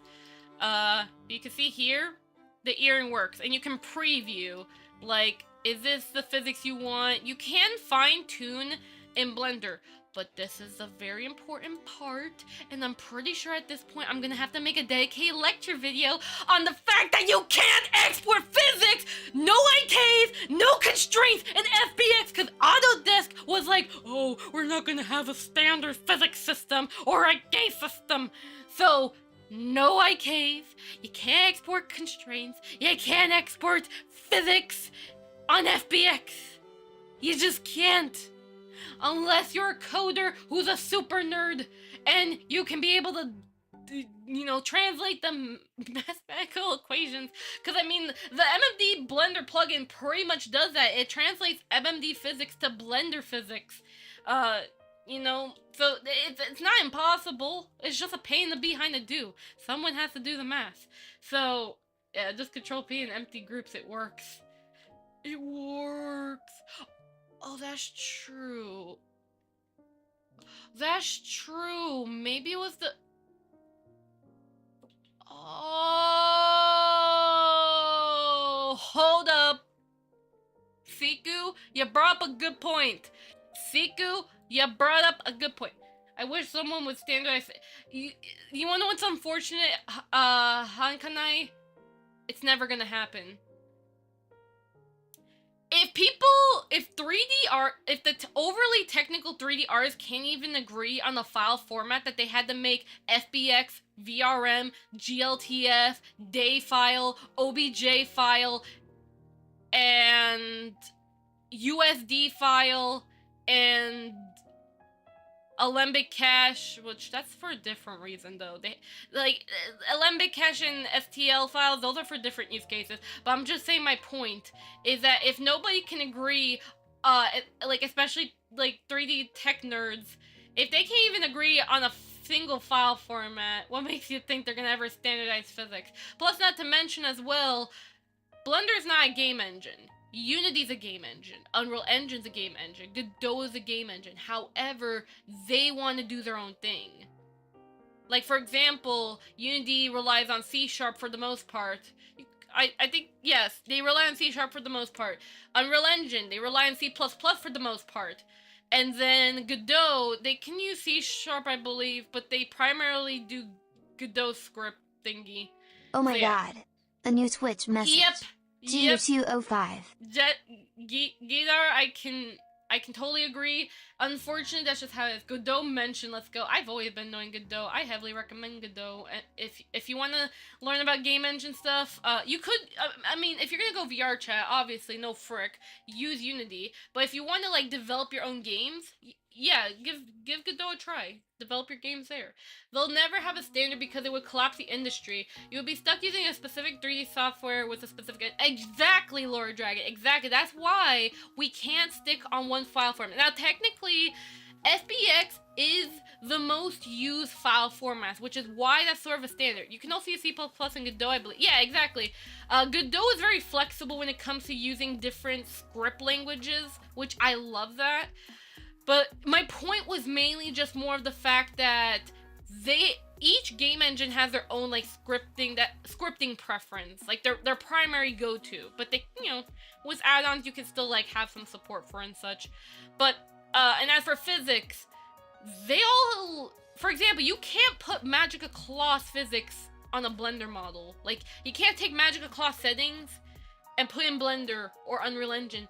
Kana, how old are you? I do not tell anyone my age, but just know that, just know that I'm not a shrimp. Anyways. So yeah, you can't put Magica Cloth physics on, like, in Blender, for example. Now, if you know, again, if you are a crazy nerd and you know math, by all means, you can actually probably make a script translation from Magica Cloth to Blender if you want, but again, it's a lot of math. Yeah, internet. Yeah, I know. Actually, also creeps. I don't want creeps being like, hey, Kana, how you doing? And I'm like, bro, I am not interested. You're creepy. I don't know you. Frick off. So yeah. Anyways. So, yeah, so every program has their own physics engine, they have their own constraint system, like how it's set up. So that's why we can't have one file format, like live 2D models. Kana, that... and smart, that's why important. Exactly, Siku! Exactly! Ah! Alright, so, anyways, I've demonstrated this. I'm gonna undo that, and then what we're gonna do now, I'm gonna teach you, this is the moment you've all been waiting for, how to export. Now, I'm not going to go over how to make a VRM file. We'll be here all day. But, I mean, I am already here all day, so I mean, why not? But even then, that's not the point. I'm going to show you how we're going to put this in Unity, and then how to set up the earring physics. And then my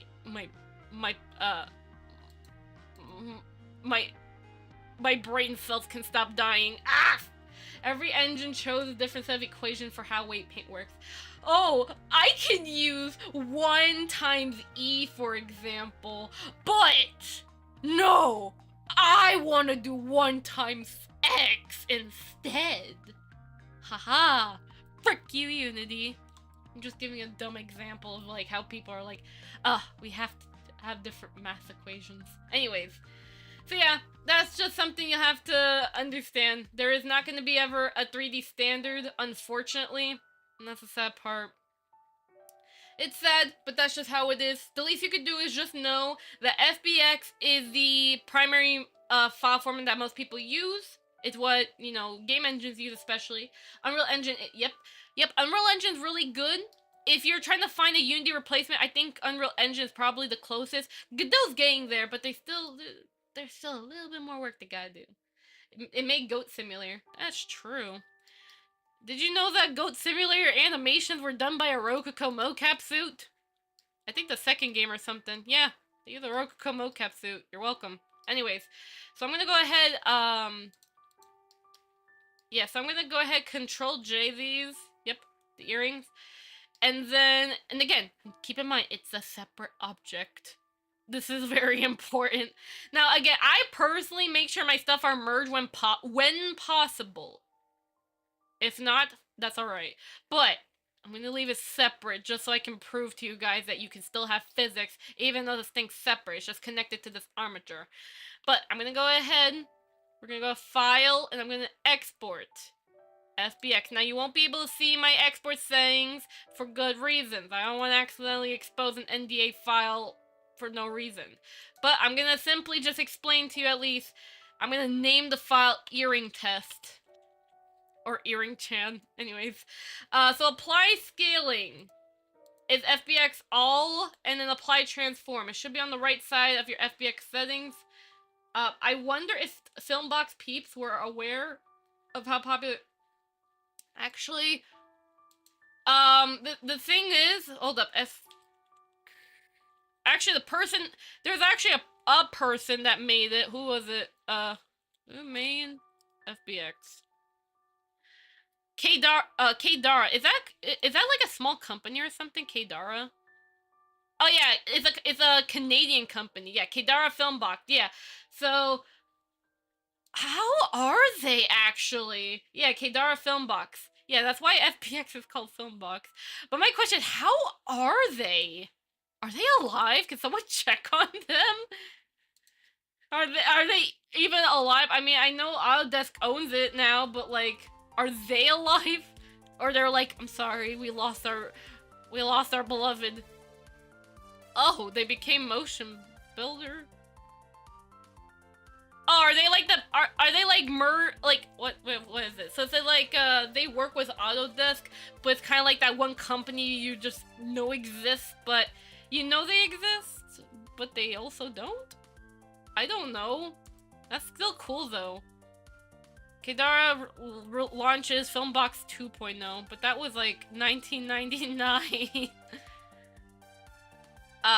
Yeah, I don't know. Hope the company's alive or somewhat, but if not, I'm so sorry to hear that. Anyways.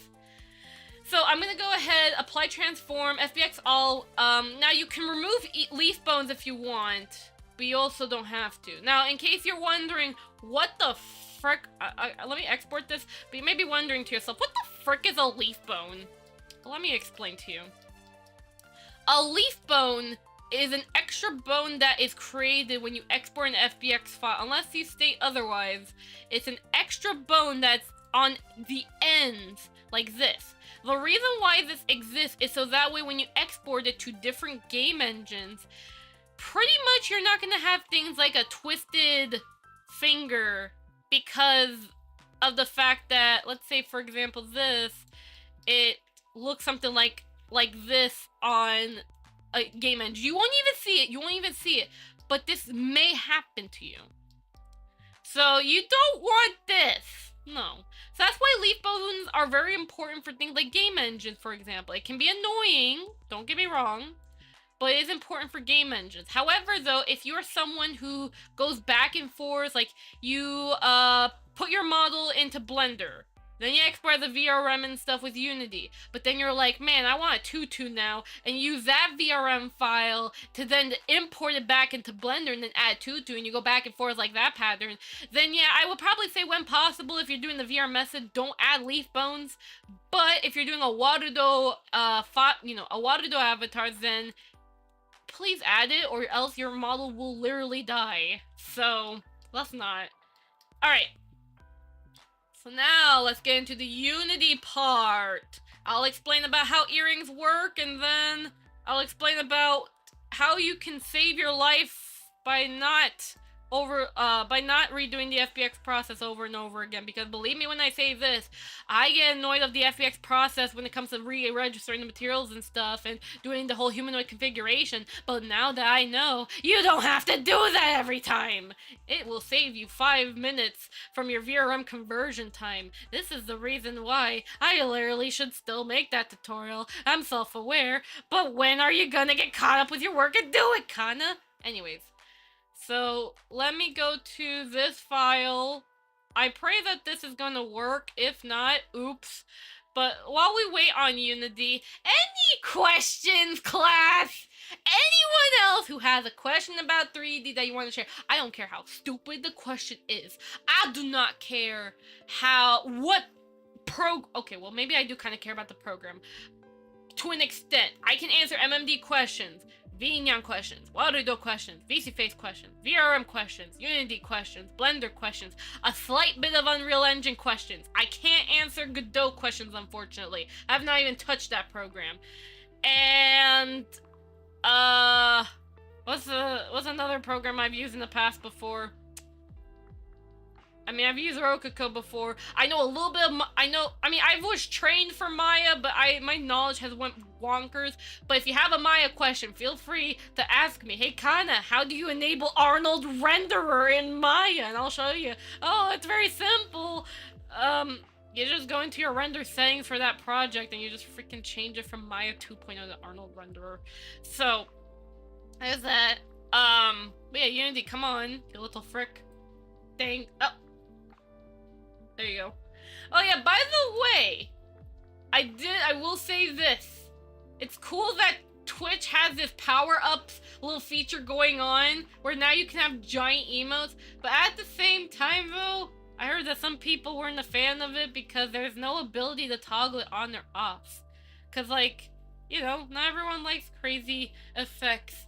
I was also hoping too that with power-ups, not only could I toggle them on and off, but I could also like add custom ones. Like for example, a cool idea could be that with bits, I can make it where you guys could like throw a potion bottle at my head, and or like, you know, like the Super Mario like little power-up, some sort of like that. That would be a cool idea, by the way. You could just have a potion ball be hit at your character, or like a mushroom hit at your character, and you just go giant or you shrink, like wham wham wham, or doon doon doon, and stuff like that.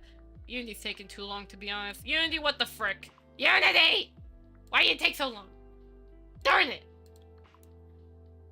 Yeah, so that's like something cool. Oh yeah, actually StreamerBot did announce that they have an alpha that can let you do that actually to an extent. It's still a work in Oh progress. my god. A new Twitch message. Yeah, 11A. Yeah, hello there. Hope you're having a lovely day. I just want Thank to... you for the follow. Yeah, Thank you 11A. for following. Snowflake. Hello. Yeah, 11A is not following. Why is my bot Snowflake. doing it 3 times the amount? Fluffy Canary, I'm gonna drop kick you. I don't know, it shouldn't be doing that. Did it do it before when someone followed it 3 times? It did. What the frick? Oh wait, I know what happened. I think it's because it's conflicting. It's conflicting with YouTube and Twitch. That's stupid. I don't know how to fix that, actually. Oops. I think my bot just has a mind of its own. Hey, at least the YouTube bot's fine. It's just the Twitch bot's all bonkers. Thanks, Twitch. Thanks a lot. But yes, but thank you. I'm glad that you like the redeems though. But that idea I have, you know what? When it happens, where the StreamerBot thing is released, and Twitch can allow us to add custom stuff, I want to see VTubers do it. Go on. I want to see you guys be able to do cool stuff with the power-ups. Be creative. Unity is still not opening up. Unity! Oh my god! Why are you taking so long? I'm going to slap you. Okay, you know what? I'm using a different project. Maybe he'll, like, trigger it. What is it? Test VR chat model. No. I need one with a VRM setup. Test VRM Vive. And I'll quickly hide Unity in case I accidentally show off a model. The Unity experience makes it a YouTube short. No! I wouldn't. Here, I clicked. Is there any reason you put a root bone? Oh! That's a good idea!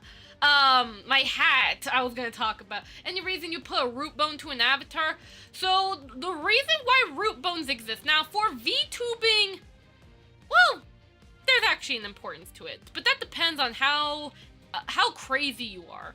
So, root bones are very important in a game engine because in order to move your character from one place to another, instead of using the hip bone, because the hip bone, you can have it where the model is like, can be like doing something like this, for example, where the hips are like rotated. And if you make the hips into like, you know, if you make it where the hips can move you from one place to another, which is not letting Test-chan do that, what the frick? Test-chan, you son of a frick. Whatever, but pretty much, you use the hip bone to move from one place to another. It can cause conflict with how the hip is rotating. So for things like, let's say, a movement graph for Vinyan or Warudo users, for example, you can use the root bone instead to move your character from one place to another. Although Warudo does a little differently though, but Vinyan especially, this is very important to make sure that your hips doesn't die when you're moving from one place to another. So that's why root bones exist, and even for game development, it's just good for convenience on moving from one place to another, while still also allowing some hip movement depending on what you're doing. So yep, that's why root bones exist. But obviously, you know, again, you depending on what you do, you don't have to add it, but it still would be recommended to. So yeah. Wait, what's that emote? Happy Kana. Aww. I have a hard time seeing my own face there. Thank you. No problem. Ah, finally.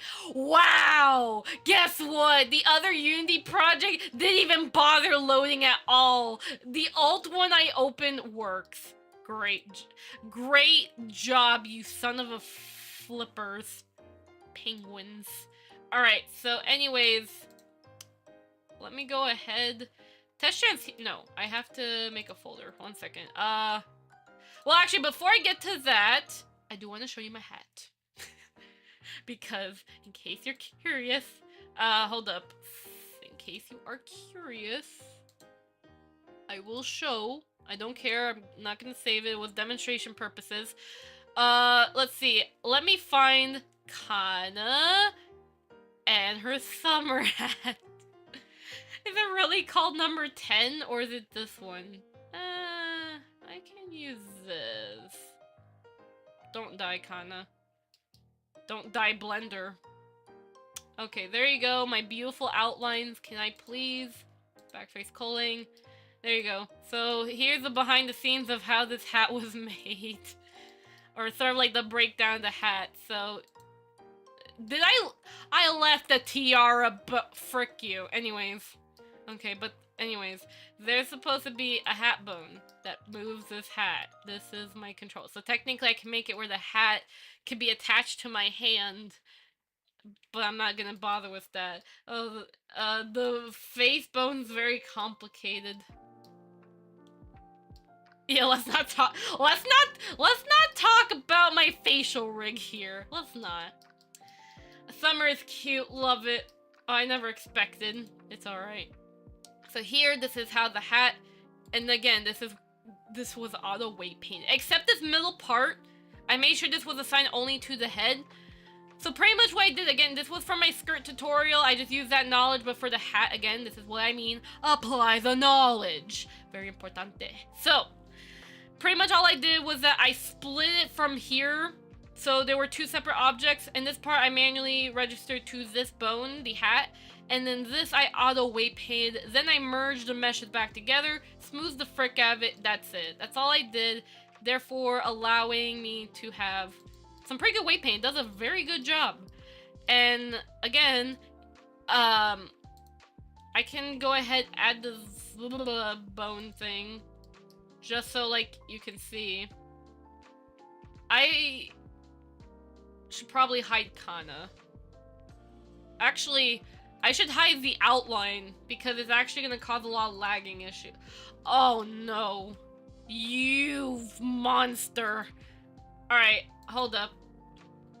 Oh no, let me at least delete this. Frick you, Kana. Frick you. The outlines are fine, it's just, you know, I only apply the outlines, again, you only apply the outlines when you're actually done with the model, not, yeah. Long story. Okay, so let me go ahead and add these bones here. Come on, you little frick. I just want to demonstrate physics in Blender, and then, you know, obviously you know the hat. You literally see it in Warudo here. This is the hat in live action. I thought it was Magica, but actually it is. Okay, so Magica Cloth is not a universal physics system.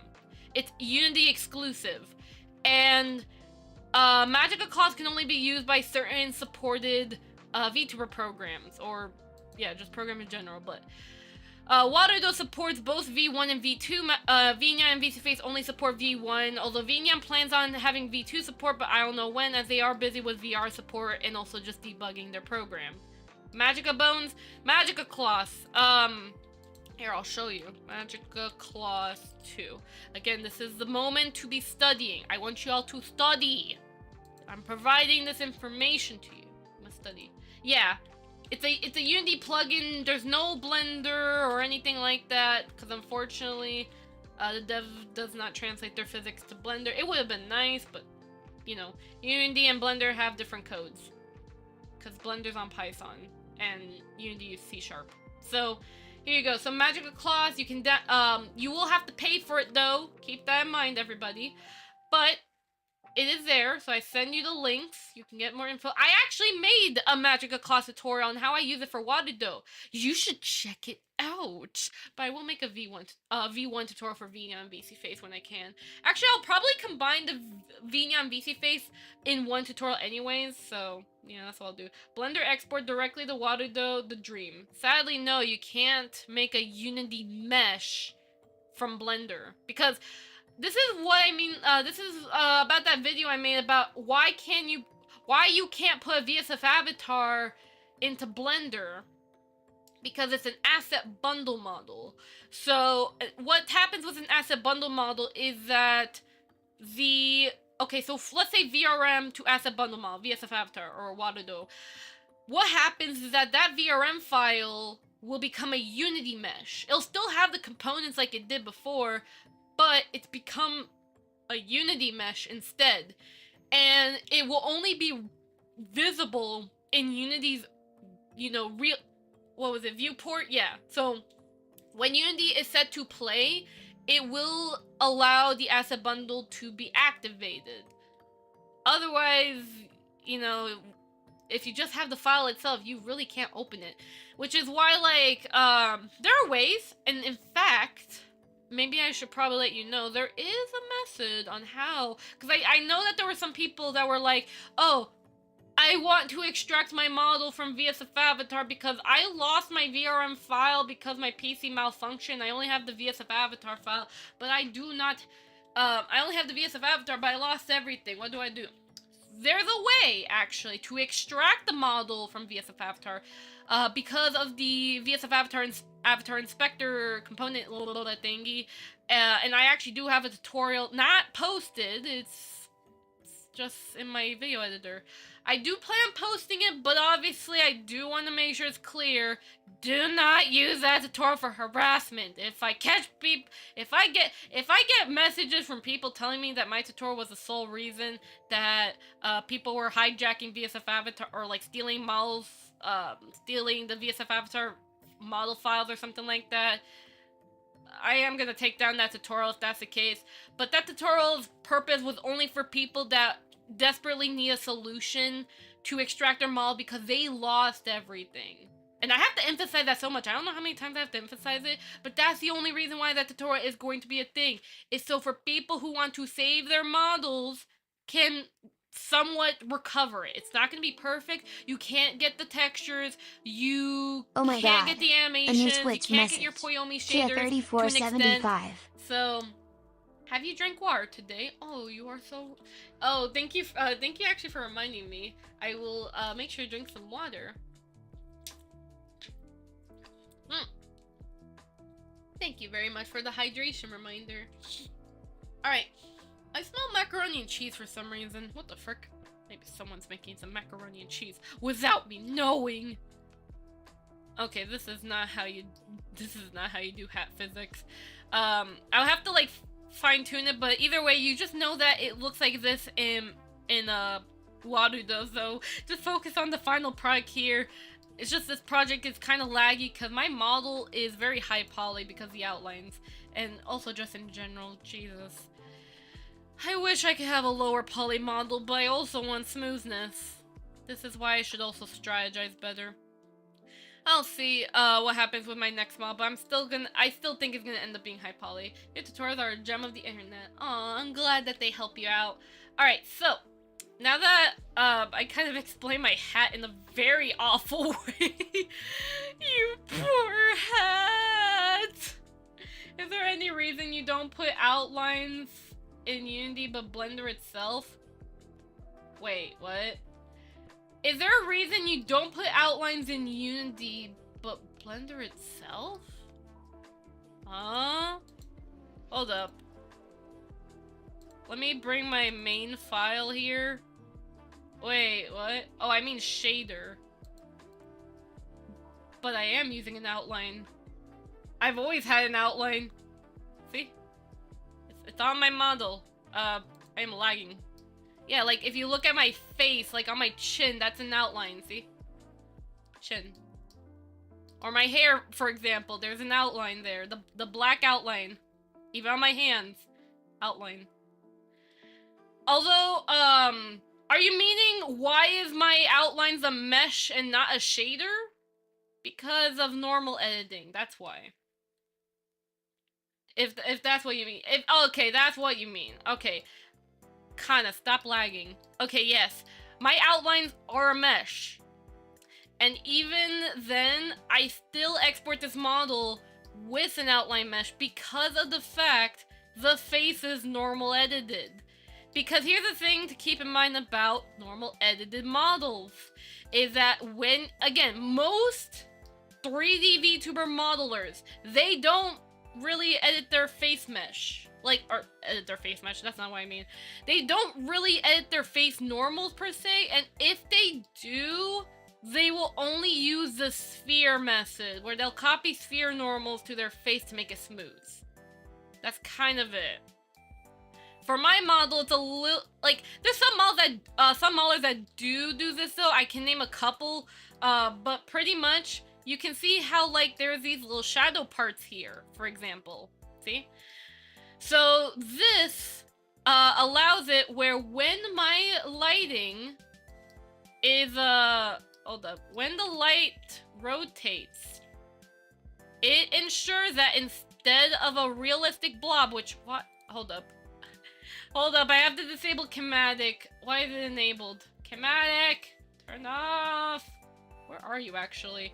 Where is Chematic? All the way up here? I hate this, by the way. I wish that I could, like, have it in, like, little buttons instead of, like, this thin thing or something. Like, please. I'd rather just have it, like, that, and then I just, like, click which one I want. That would be so convenient. And then it'll come with, like, the side settings, like, there. I would have preferred that. But anyways, there you go. Oh my god. A new YouTube message. Let me disable Welcome, this. Ogre and Toasty. What? Oh, Enma, how you doing? Hope you're having a lovely day. There might be an add-on for that. Add-on for what? Add-on for what? Oh yeah, back to what I was saying.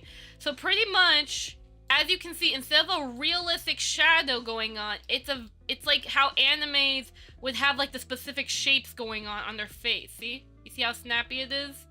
It's kind of like something that Arc System does, so there you go. There's actually someone who made a very good tutorial of how to do normal editing, so I would recommend them. I think their name was like Arcade something something, so yeah.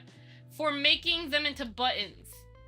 If you know what that add-on's name is, and I see it, I will be happy. Because I hate this thin right side. I would just like it to be like slightly bigger buttons. In a way that I can like easily read the thing and just click which one instead of being like, oh, I have to like scroll and dig around and all that.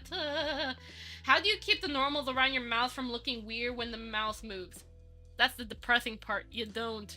So now, okay, so for Unity, obviously use legacy blend shape normals. For Blender, oh boy, this one, I'm gonna try and see if I could do it. I did it before.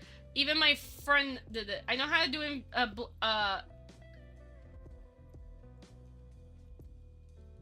What? I was thinking the opposite, because usually people would struggle with that issue on Blender than Vignon. You just enabled... Here, I'll show you. Oh, finally, after 10,000 years, the other Unity project open. I'm still going to use the other one. Even with Legacy Blend Shape Normals, the shadows kind of break if I edit normals. That's suspicious, because all I have to do is just enable that and it's done. That's it. Maybe I'm editing them wrong? There's no such thing as editing them wrong. If it looks good in Blender, should also look good in Unity. Yeah, that's weird.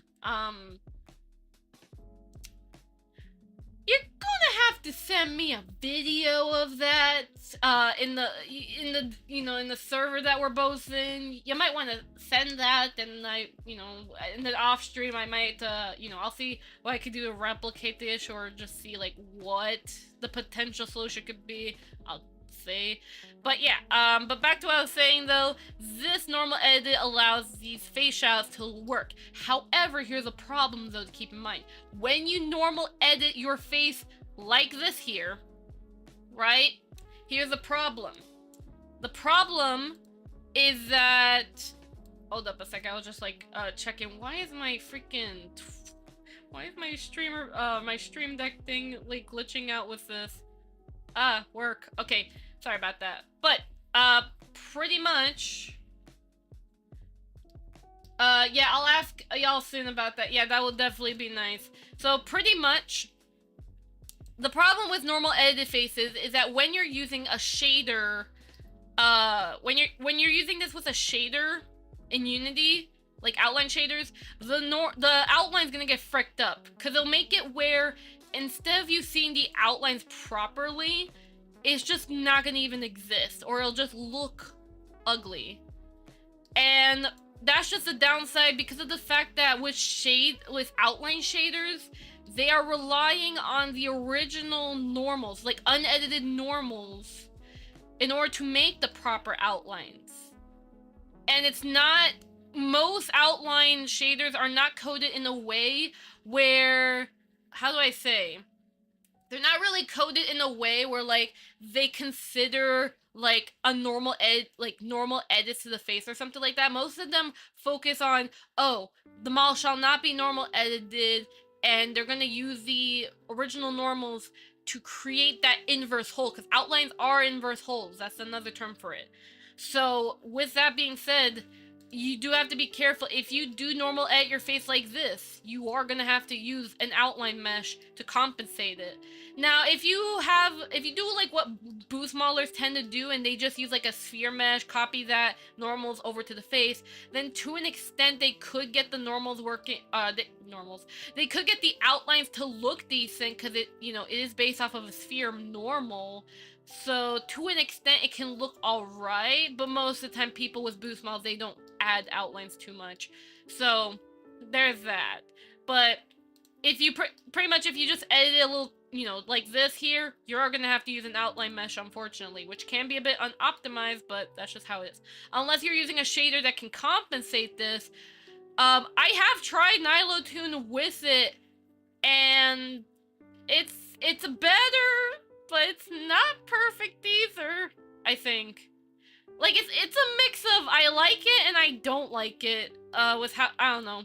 I can mess the settings more, but at least I would say Nilotune's an example of a shader that does take into consideration of normal edited faces, when you're making an outline from the shader.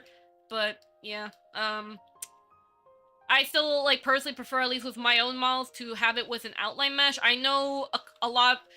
Okay, besides with the exception of some friends, I know plenty of my 3 modeler friends, they actually despise outline meshes when possible. Like, if they could avoid it, they will. If they can't, they understand, but they also don't like it. So, yeah. But it's all good, though, because I understand optimization is important, because an outline mesh does add more polygons, and it's very annoying. But anyways, there's at least my knowledge about outline stuff. Hopefully that answered your questions there. Now, allow me to demonstrate the earrings. Finally, Unity took way too long. Unity! Okay. Hi, welcome to Unity.com, where we're gonna steal your money if you use Unity 6. Anyways, the game I'm working... Oh, you're working on the game? Cool. The game I'm working on needs low poly anime models with like 20k tries each. I use a very tiny amount of outline mesh and inline mesh for the nose. Yeah, so that's like understandable, like, again, why some people won't will not like an outline mesh. It's fine for like VTubers because most VTubing, you know, they're very high poly meshes. But for things like games, you don't want to have too much polygons going on unless it's absolutely necessary and you're able to compromise for it. Otherwise, you know, it's usually best to do what you can to optimize the model when possible. So yeah, so I'm gonna go ahead and put this earring model here.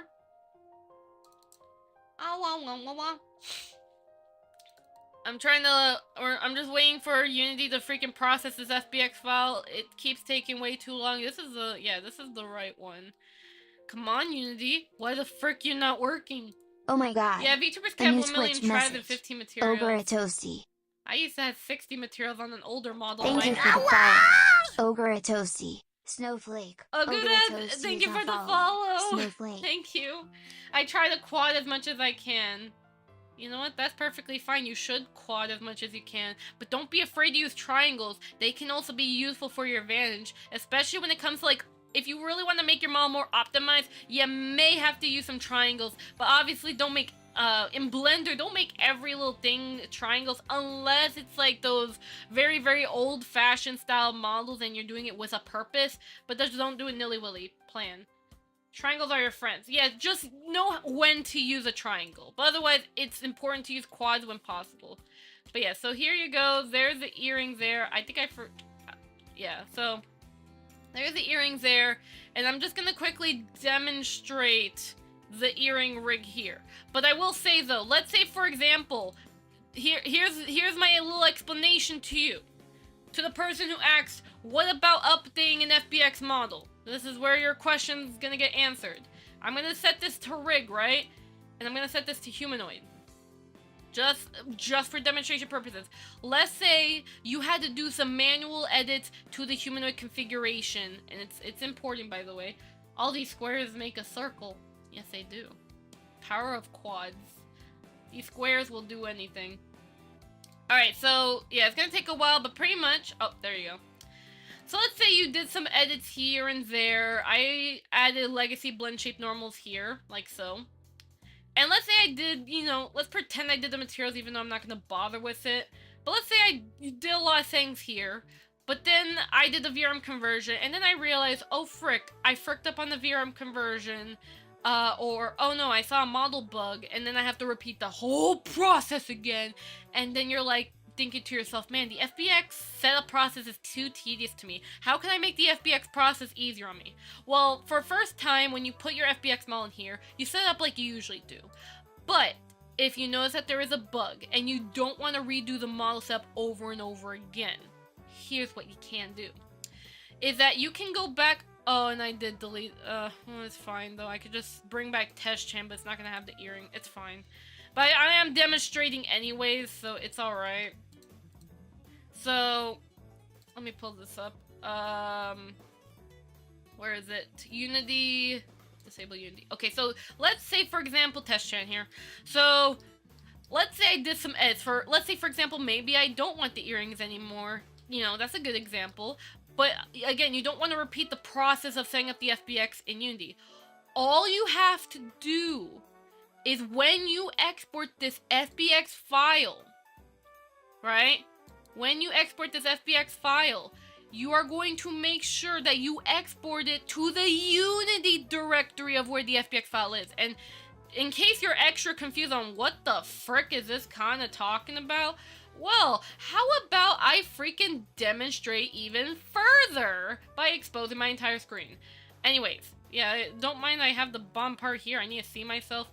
But let's say you're gonna export your model, right? So here's Tesh-chan. I did some edits. I'm gonna go File, Import, and I'm gonna export, right? So so pretty much what you're going to do is that here, you're going to make sure to remember what is the name of the FBX file. It's called Earring Test FBX. So I'm gonna make sure that the name is exactly the same as what I named it in Unity. FBX. There you go. So now that the name is the same here, now I have to make sure it goes into this directory. So right click and show in Explorer, like so. And then what you're going to do is you're going to click on this top part here, Control C, go back to Blender, go to this top part here, Control V, press Enter, find the folder that you put in. I think it was a new one here, and you're going to select this, and then you import. I'm not gonna do it because again there was the earring model and I lost it, but you import FBX. Oh my god. And then it will A new YouTube override message. some Welcome of to the version of reality. Hiya, version of reality. How you doing? Hope you're having a lovely day. Yes, so pretty much that auto updates the prefab Kana. That auto updates the prefab. Hold up, hold that one thought about the prefab. But pretty much if you're doing like the VRM process, and again you are struggling on, you know, like you had to update the model because you found some bugs, but you want to make sure the FBX setup at least is a little quicker for you. You don't have to redo these settings. Now, there are times you are going to probably have to redo some of the settings. And that would be, for example, let's say if you maybe change up the materials. Maybe you removed or added a new material. You are going to have to set that new material up again. But when you remove a material, it will detect a removed material. But just keep in mind, you may, depending on the edits you do, you may still have to do some editing, but it should at least make it convenient. Now, if you're gonna make it drastic, where let's say, for example, you put your void model here, right, and then you eventually get a from scratch model, and then you override the FBX here to the from scratch model, then yeah, it's going to give you errors because they're not compatible. They're different models, different rigs, different scalings and stuff. So I would recommend, again, make sure that when you're updating the FBX file, you don't overly change it. It's just more of, try not to touch the humanoid bones at least, I'd say.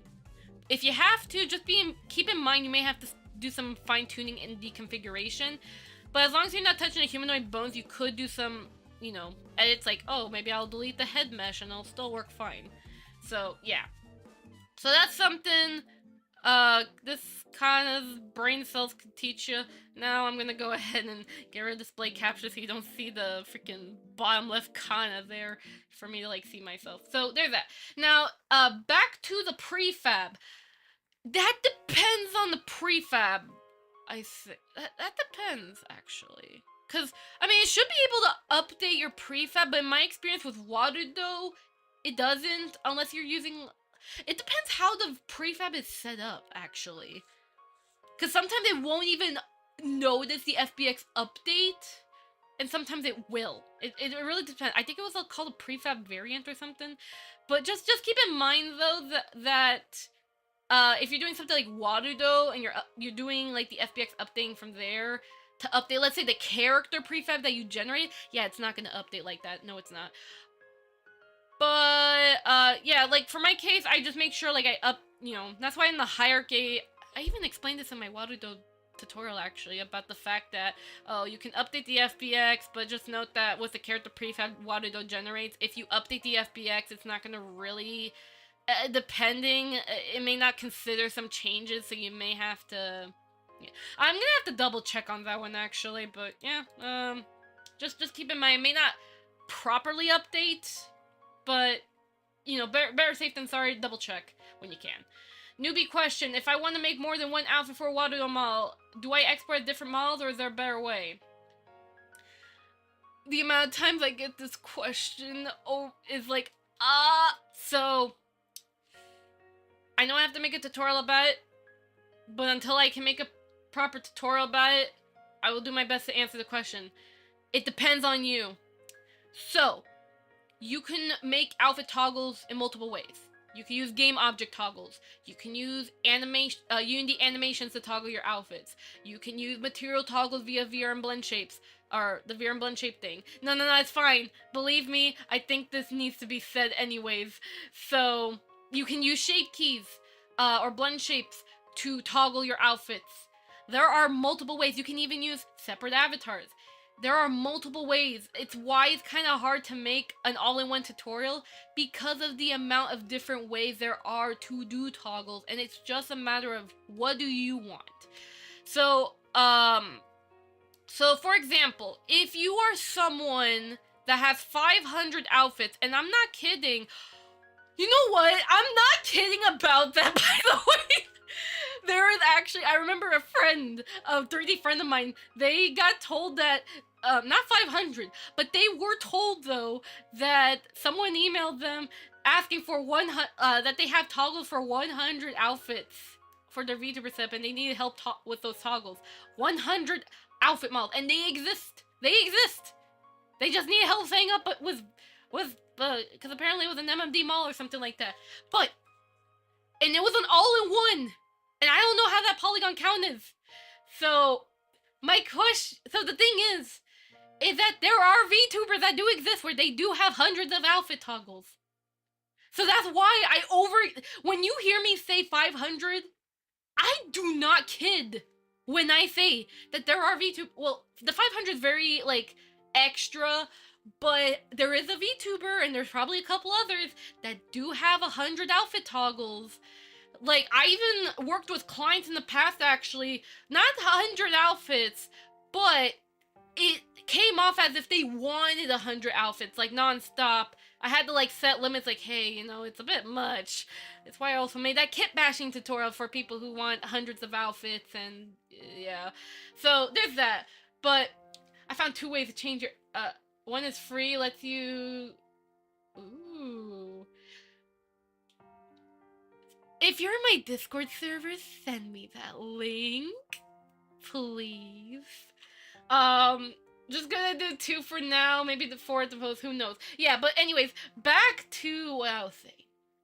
If you're someone who has 100,000 outfits, if you have 100,000 outfits as a VTuber model, pretty much my recommendation, and if you want it an all-in-one model, Game Objects is probably your best friend to make it as convenient as possible to do outfit toggles. Now, I would personally recommend, if you have 100,000 outfits, you better be having separate models for that case, because, well, okay, let me get back to being realistic. If you have 100 outfits, I would personally recommend having separate models to save your life, but if you absolutely need them all in one model, first have a beefy computer, and then utilize game object toggles to your advantage. I think Vnyan also should be able to do that too. Yeah, Vnyan actually could do that too. But for VRM though. Waterdo could do it with FBX and stuff. Bro, no, do not put 100 outfit. Yeah, I know. Don't do it. I said that if you really need to, game objects are your friend. But I personally would say keep them separate outfits. You're, you know, and that's why I say the beefy computer, because, oh, that PC gonna go spinning. My friend almost crashed a person he was modding for with 1.5 million polygon. I used to pet a model, not pet model, just, I used to gently approach a model with 3 million, tries before. I couldn't save that model. I was on a garbage PC at the time. Anyways, back to what I was saying. If you are someone who wants a magical girl transformation every time you do an outfit toggle, material blend shape, well, actually, to be honest, not really. I would say Unity Animations method is probably your best friend on that one, because you can be able to control the transition for the outfit, therefore having a magical girl. Just make sure that you would disable looping so the outfit can stay, and then you just have to disable the parameter, and then there you go, you got a magical girl transformation for your outfit toggles. If you're someone who hates the living heck out of any other file format but VRM, which there are people who hate every file format but VRM, then just stick with material toggles. You can be able to make sure your outfits are set to cutout. Even if they're opaque, set it to cutout so you can be able to toggle them on and off via the materials, and that's how you can be able to do the toggles. Or if you're using Warudo, you can use game object toggles there as well. But again, I'm gonna assume you use Vnyan or VC Face. Just use material toggles. Please, 3D artists, learn 3D model optimization. You know what? Maybe we should have an education course on how to optimize your models properly. Oh, that's simple. I make those all the time. Point-to-point dissolve with magical circle all around. Agura, good job. I use Warudo. Then yeah, regardless of your VRM, you could use game object toggle or the material toggle, whichever one you prefer. Material toggle will probably be good if you want to make sure that the material toggles work even for other programs, other VRM programs. Otherwise, though, again, if it's convenient for you, you can use game object toggles. So, yeah. And, what's another? I think that's the main methods, to be honest. Yeah, oh yeah, and then, as pretty much the reason why everyone recommends having as separate avatars is, again, optimize your model. It will save your CPU and GPU from overly processing about the different polygon counts and the materials, because materials are expensive to a PC specs. And also, it's just convenient to edit as well with just one outfit, one model. If you have 100 outfits in one model, again, you better be paying someone 1K alone just for that, because of how painful 100 outfits are. And not to mention, if you're someone that likes mixing and matching, oh, prepare to pay more for that. Sorry, that was my cat. Your cat is awesome.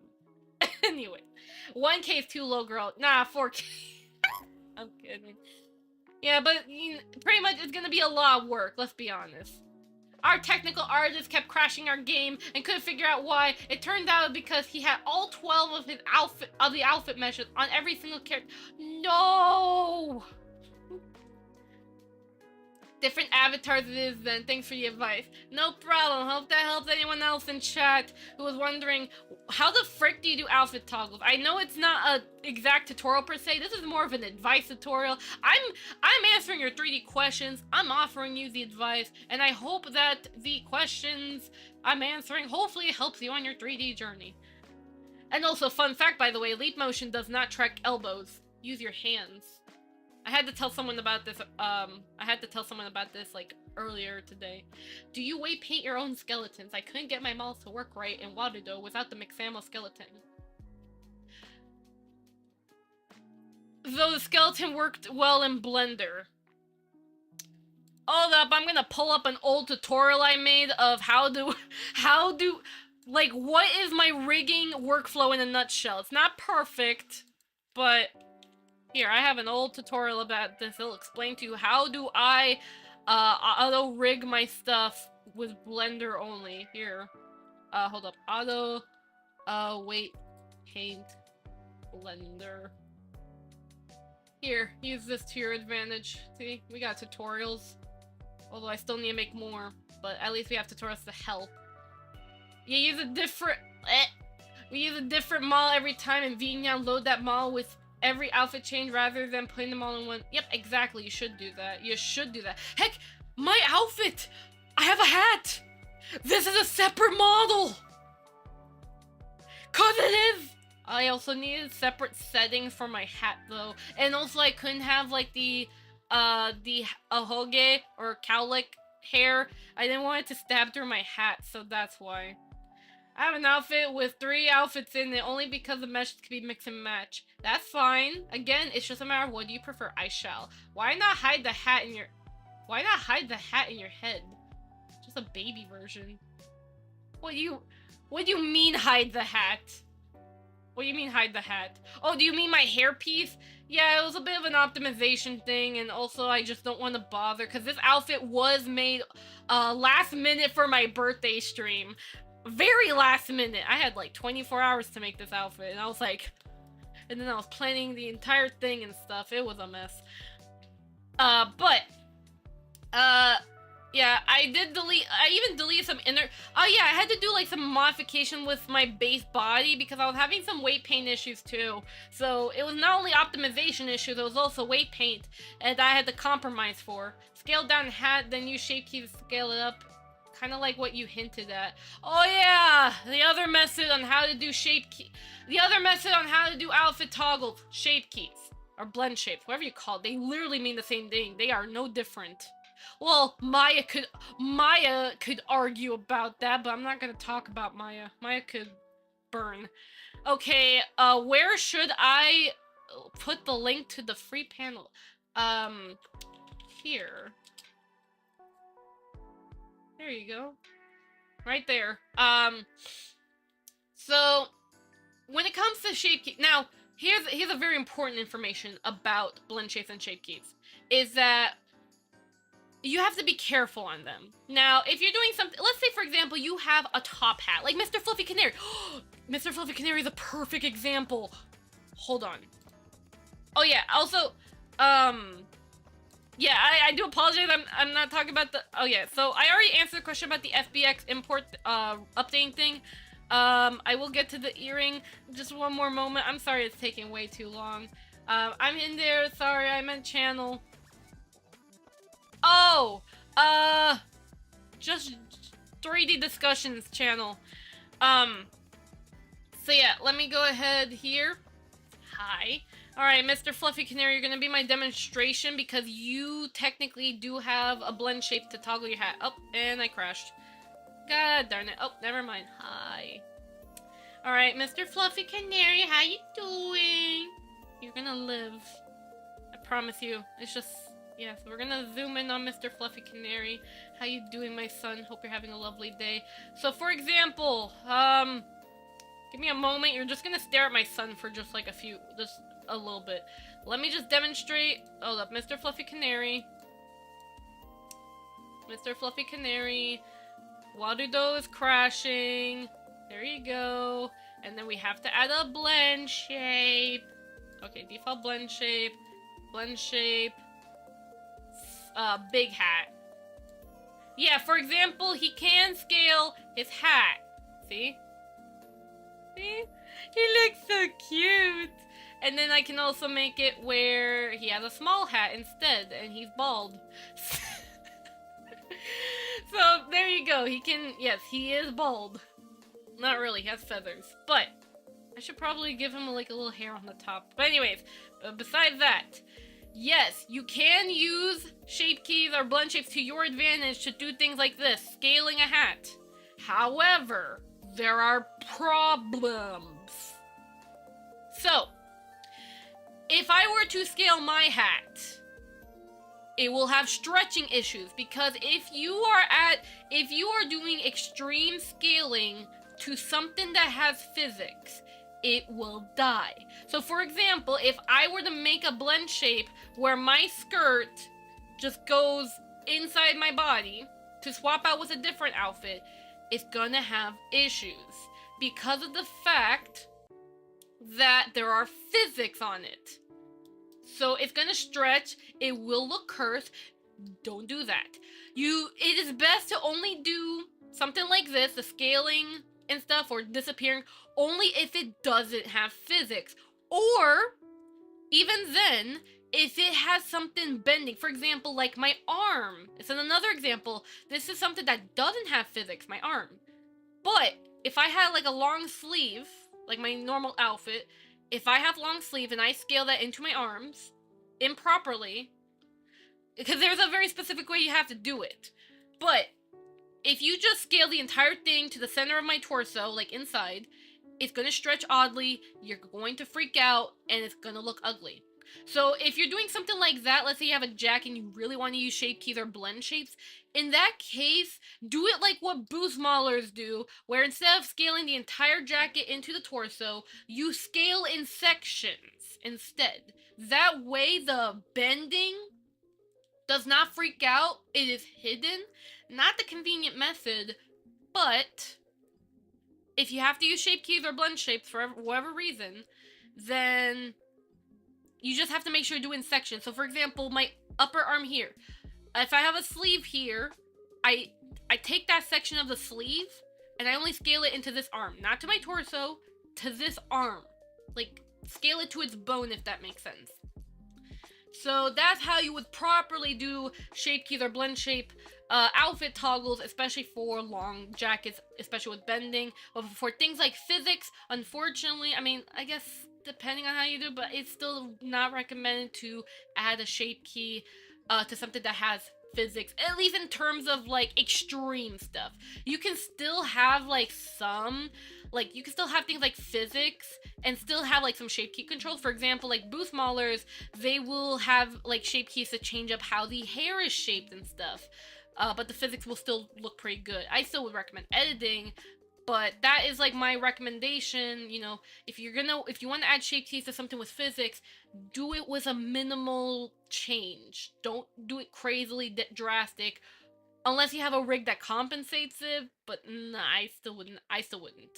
I would just recommend just game object toggles for your outfits, or material toggles to change the opacity. If you want a magical girl transformation, use Unity animations with Poyomi or some frick like that. And yeah, and then shape keys should only be used, especially like corrective. For example, let's say you're those people that like socks, right? You like thigh highs and stuff. I'm not a fan of thigh highs, but let's say you're those people who like thigh highs and it matches like your outfit. I've worked with clients that actually had that, and then pretty much they want to have that thigh squish, right? I'm very sorry. Please forgive me for my sins. Anyways, so pretty much when it comes to that, this is also a good example of when shape keys or blend shapes are, utilized in a good way, where they can make it where the thigh squish is a little bigger for the sock. It's also, again, it's realistic to have like that thigh squish anyway, so there's that. Also, I mean, again, to be honest though, there's that stigma about VTubers and that stuff, so it's like, I just want to make sure, like, hey, I'm not explaining in that sort of way, it's just a stigma. Also, I should probably fix Mr. Fluffy Canary's hat. There you go, my son. You're back to normal. You're back to normal, my beloved son.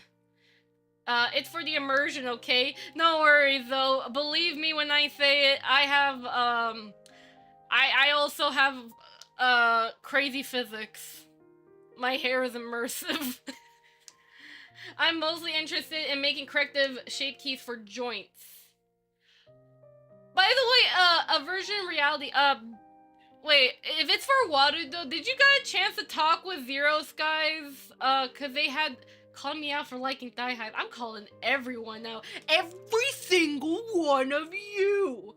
Also, I should probably, I'm sorry for not, like, taking a look at both chats. Sorry, I literally have a thing here. What if the physics are hold up. Actually, there were more questions. I'm so sorry. Okay, drastic change. I wish I could be able to just think. Okay, so there's that. Yeah, drastic change. I have another question. English is not my first. What is frick? Oh, that's just me, pretty much censoring the word, that's just me that's just me censoring the so yeah. I think I saw you post something about corrective shape keys working without Unity or Warudo. That's Warudo, and Zero Skies is the one that did that. People want new outfits each month. Yep. How much should I charge for my first chibi 3D Warudo thingy? Well, that depends. How much do you value that chibi model? You can charge, like, as a start price, you can start like $500 per chibi. Or you can go a little higher, like 800. It really depends. How much do you value? How long does it take? And yeah, that's pretty much it. What if the physics are made with Warudo pendulum?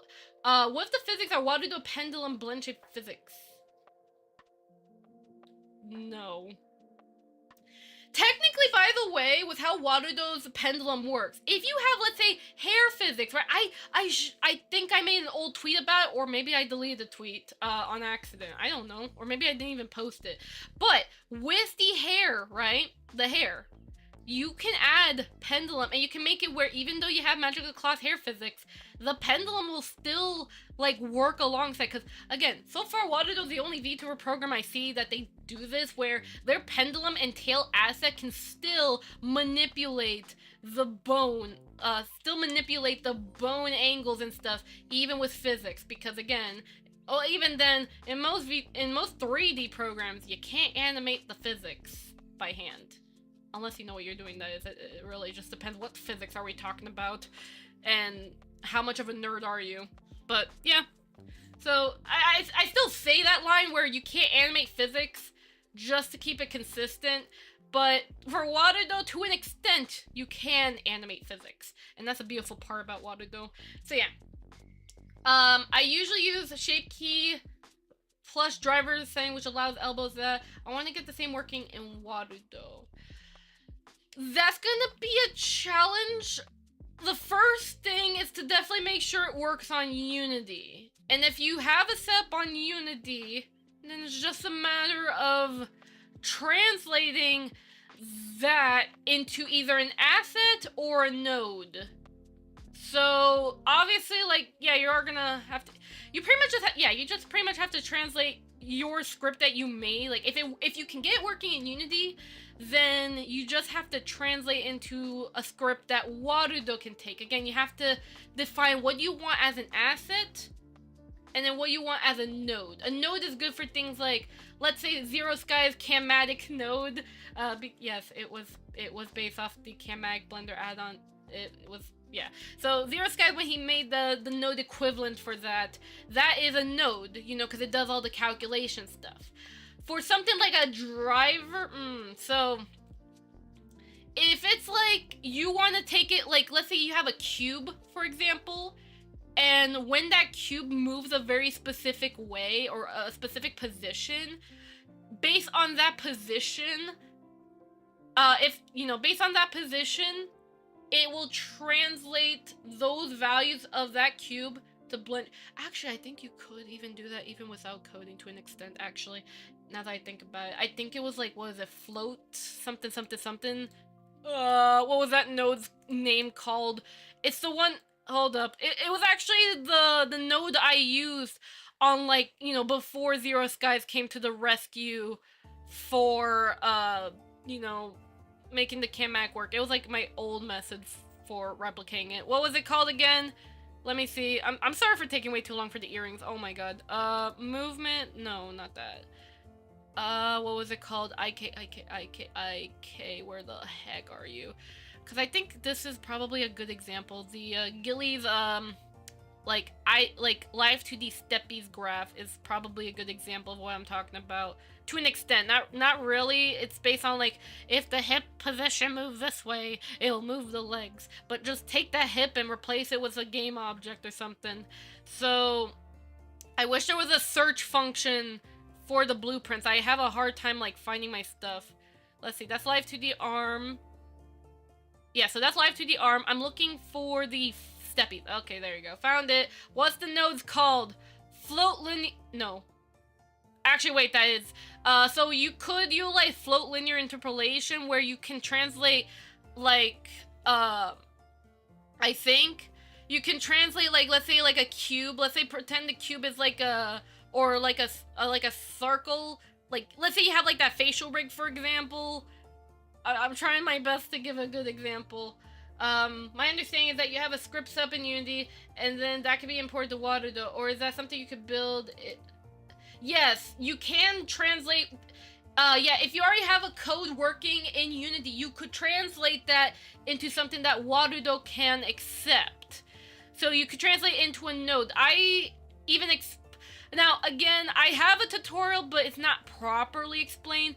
Tigers actually is working on a documentation for scripting officially, so I would look forward to that. I will look forward to that. But what is it? What is it? Yeah, so I would wait for Tiger documentation to release, of course, but you should be able to ask him about, like, how you can translate your code into, like, something that can be read in nodes. But there should be a Tiger's GitHub page that you can reference as to how are the nodes set up and how is the assets set up. And I even explained in, like, my experimental tutorial of, like, how you can tell which one's a node and which one's a asset. Again, not perfectly explained, but I did my best. So at least that should hopefully help at least get you an idea. So yeah. Again, I wish I was a coder like Suvi, but I am not, unfortunately. Even if I tried, so at least I can somewhat recode, but not code it from scratch. I'm not in a hurry. I can wait for that. I'm making a character in Blender right now, then I'm planning to make an avatar version of it later. Coolio. I look forward to seeing what you can do. But again, you could ask Zero Skies, because he's the one who he's very smart. So Not sure if you spoke to him. I think you did. I don't know if you guys talked about that specific setup, but yeah, I would definitely, speak with Tiger about it, and let Tiger know that you do have a Unity script going on for it. That is, if you do, but just making sure that you get some knowledge regarding how to translate a pre-existing script to something that Warudo is able to intake. So yeah.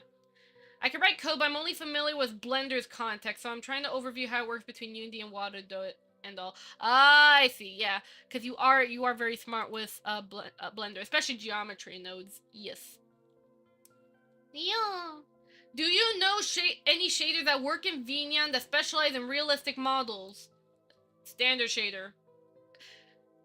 Pretty much standard shader. However, Poyomi would probably be the best if you... So, because even though despite the name Poyomi Toon, they can actually do some pretty good job with realistic shading. You just have to set your shadows to smooth, add some specular, like, pretty much Poyomi allows not only, like, standard shader stuff, but more settings for more refined control. So you can use Poyomi for the realistic shading. I know Poyomi can be a bit overwhelming, but yeah. Anyways, sorry. I know the person just told me that they did had to go though, but yeah, because again, I was like answering like other 3 questions. I was trying my best to get caught up, so it's fine. That's why I was wondering if you knew something better. Unfortunately, unless you're using Universal Rendering Pipeline or HDRP, I sadly don't know any other alternative. And even then, there's no Vtuber program that uses HDRP due to optimization reasons. And as for Warudo, the only way they could really do HDRP support is if they have, like, more people on team to really like help support that, but even then it's like they can only do so much. So that's why they support Universal Rendering Pipeline for Warudo Pro users only. So yeah, and you're a Warudo Pro user, I know you. So Thank you for the super chat. A version of reality. Oh, thank you so much for the $5. Thank you. And that's wait. It said thank you for the sticker. Okay, StreamerBot does work. I'm so happy. But the alert doesn't work though. Aw, man. Man, the alert's all broken. Then again, yeah, it's just, I don't know. I'll fix it one day, I guess.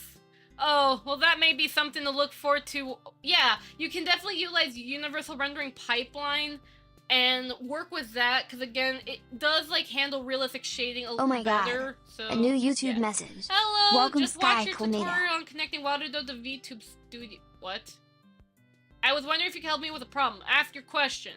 But do note, just in case anyone's wondering, no 3D VTuber program supports live 2D models directly because of the fact that the live 2D license pretty much makes it where the 3D creator, even on the free program, they have to pay a royalty fee. And it can get very expensive. It's why VTube Studio is still like used for live 2D models, because the dev focus solely on live 2D models, and they do. That's why they have like DLCs and stuff, so they can pay for the royalty fees and stuff. And also, yeah, and they work close. I think they work closely with like live 2D themselves, anyways, because they get officially recommended. So, yeah. So just keep that in mind. I think it's also probably one of the reasons why VUP got bankrupt, because of the royalty fees with Live 2D's SDK. I wouldn't blame it if it was that and other things, because it's expensive. So I know VNyan potentially wants to look into Inochi 2D support natively, because Inochi is open source. I can't confirm that one. It's theoretically. So yeah, a friend of mine pointed out a new VTuber program based on Unreal Engine called Chemodig. Probably be able to use things like Unreal Engine Chaos Cloth and realistic. Oh, there you go. Okay, that was okay. I kind of, yeah, that was just delayed. There you go. It's all right. The YouTube API kind of sucks. I don't expect it to be perfect. Hey, at least StreamerBot's all good. One day I want to make my alerts from scratch in StreamerBot, but until I have like proper time, even then I'm probably gonna wait for like more newer images for the alerts. But yeah, still early development. That's nice. I don't know if I heard that before. Camel sounds very familiar. Not familiar, just more of like I get a vibe from it. But yeah, I don't know. But it's still cool that there is gonna, you know. I just cheese it and use Tangia. Oh, we do have Tangia support. Yeah, it's in the about page. I tried connecting mobile version to my phone and it's only tracking my face movements, not the eye or mouse movements. I also tried mouse face. Okay, so this is Waterdo and VTube Studio. Wait, okay, so is your model 3D or 2D? And if it's 2D... Wait, what? Wait, mobile to PC. But here's the thing. It's okay, it's a 3D model. Okay, it's a 3D model. And you're trying to use VTube Studio, does not move the head. And then Meow Face, it doesn't move the head either.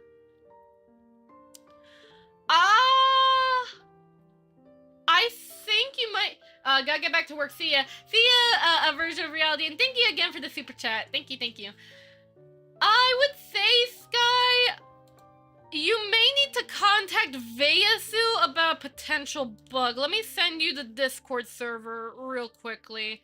There should be a channel, so you'll have to look into, I believe it was called, was it Workshop Showcase? Yeah, so you're gonna, so what you're gonna do, because I think that might be a potential bug, but best to ask, because I did have a bug with one of Vayasu's plugins, and I could never find a solution, though, but that was for the emote thing. No, the void model should actually work perfectly fine, actually, like, perfectly. But join this Discord server. So you're gonna join that Discord server. This is where you can ask for Waterdo related questions. What you're going to do is you're going to find a channel that's named Workshop Showcase. Once you know, accept the rules and stuff. You're gonna find Workshop Showcase, and then you're going to find a channel that says VTube Studio Receiver. Once you find it, report your questions there, and hopefully Vayasu will come to your aid, since they're the ones that made the plugin. I don't know if it's a bug or not, but, you know, that's something to, you know... What? What the heck?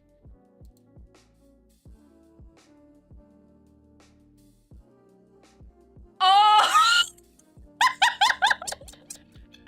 Oh, I shouldn't be laughing. Oh my god. I was like so confused. I was like, why did I have an email that says apology plus new free gift? And it's a new update about the Divine Smart Cloth. Here's a woman addressing the issue. We're sorry. What happened? I understand a lot of people were upset about the free trial being a gift. I plead with you not to direct any anger toward Blender Market. It was their idea to... Aww. To compensate, I decided to give 50% of the characters with a complete add-on. This is update to make it fair for those who pay full price. Extending... Oh, okay, I see. Yeah, because that's true. There were people who were upset about the free trial about Divine Claws. At least they make it so it's 2 months though. It may still make some people angry about it, but at least now ends August 13th. Wait, what? Wait, so wait. I'm providing 30%. Okay. So so pretty much all trials end at August 13th. That's kind of, I thought it would be like a per Blender Market account, but I guess it like actually just shuts off on. Okay, good to know. So I might as well just install it and just give it a try. Got it. All right. At least it's nice to have like 2 months, you know, for time to like try that out. Even then, I probably wouldn't buy it though, cause I don't really use claw simulation. I just crash with it a lot. That's just me. But I was like, cause I was like looking, I was like, okay, there's my emails. What the frick?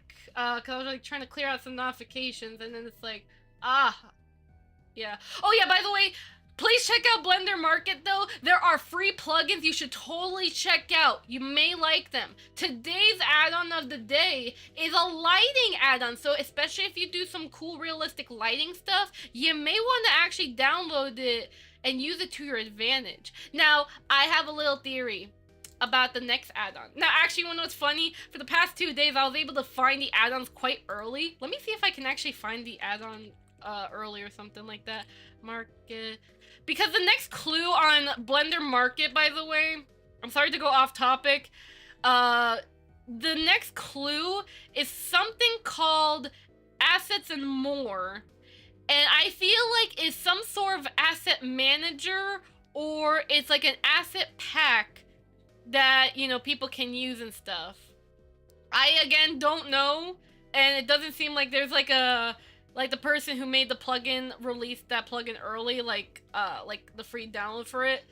But, we'll find out, but all I know is that for the past 2 days, I was able to find out what the, like, what were the Blender Market gifts quite early on accident. So add-ons are limited time. Only the cloth one. It's because again, like, the thing with the Blender Market event is that they are giving out free plugins. But the thing is that it depends on the creator. If they want to give out their add-on completely for free for 1 day, or kind of like a sampler version or trial version of it. So for example, Retopo Flow only gave the alpha version, meaning that you're not going to get the full the final version of Retopo Flow. You have to pay for it. But again, if you want to taste test Retopo Flow, there's alpha. But the download, again, you can only download it, and like, you only have 1 day to download each add-on. Once the day's over, you can't download anymore. So yeah. Good, cause Zero couldn't get that one. Ah, I see. Wait, Zero? You mean Zero Skies? Are you friends with Zero Skies? Cool. I guess he'll like to know that. So yeah, oh, that's cool, you're friends with him, nice. So, when it comes to the Blender Market add-ons, pretty much, yeah. So, Retopo Flow only gave the alpha version, meaning you can't get the more stable version. Now, technically, you could get Retopo Flow for free on their GitHub. It's not the 4.0 version.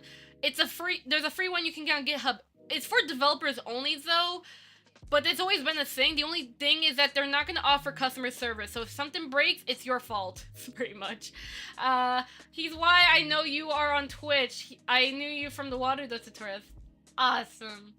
So besides that, then this day 2, I think it was the chat companion add-on, which that so far, I think that one, along with the light add-on that came out today, those are the 2 add-ons that actually gave out the full complete version for free, like the full complete one. As for the light add-on though, they did specify that, again, due to a high amount, they won't offer customers, like, proper customer service for those who have it free. They'll prioritize those who are paid though. So that's something to keep in mind. If you're someone who has need customer service a lot, you'll have to use a paid version. But if you got it for free, then the light add-on and the chat companion one, those are completely for free. And it's not like a trial or a sampler version or anything like that. It's a final version. Well, I wouldn't say final, there may be updates with it, but it's a stable version, if that makes sense. As for the Divine Claws, there were a lot of Blender users that got really upset at them because they only do one trial, a 1-month trial thing. I can understand why, because, you know, you do want to make sure that you still you still profit off of your add-on. You do want to get paid for your work, and you do want to be a part of the Blender Market event, and you want to offer a trial version. I would personally said you could have done what like a Dynamic Pro did, where they have like a very extreme light version of their add-on that's free. And then you have, like, the paid version that's way better than the trial. But I can understand their decision. They made it a 1-month trial, which already starts now. But the thing is that, they did extend it to 2 months. So on August is when, I think everyone who has the trial version of Divine Claws thing, everyone's gonna get shut off by then, and you have to pay for it. Again, it's still kind of harsh that Again, I could be wrong, but that's just from how I'm reading it. I know it can still upset some people about that, but I do not blame them for doing it, because again, you know, you still want to make sure that not only do you still profit off of your add-on, but also regarding customer service too, because people are going to be asking questions, how do you use your add-on and stuff, and you want to make sure that you prioritize those that are paid, because again, they are those who are supporting your livelihood, and they are paying for your living expenses. So that I can understand why they only do trial and not offer like a light version of their plugin or something like that. So yeah. Thank you. I've sent the message there. Hopefully they'll be able to help. Yeah, it'll take some time though, because they are pretty busy. But I do wish you the best of luck, and hopefully they'll, you know, come to aid. And they may ask for your log file. So if they ask you for your log file, it's just so that way they can see if there's any errors that appeared on your end. So there's that. But best of luck though. Anyways, back to Unity though. I am so sorry this is taking way too long for me to freaking do the physics. So pretty much, let's pretend this is a VRM model. I'm gonna quickly make, let's see here. Create empty. I'm gonna name this secondary. Just like, again, demonstration purposes. And I'm gonna add the VRM springbone here, right? Here is how you add physics to your earrings. And I'll probably also like record a separate like mini video for the other person maybe, or I'll just make this like a full-fledged tutorial on my free time. So pretty much what you're going to do is you're going to find your earring bones here. See? So there's earring L and then there's earring R here.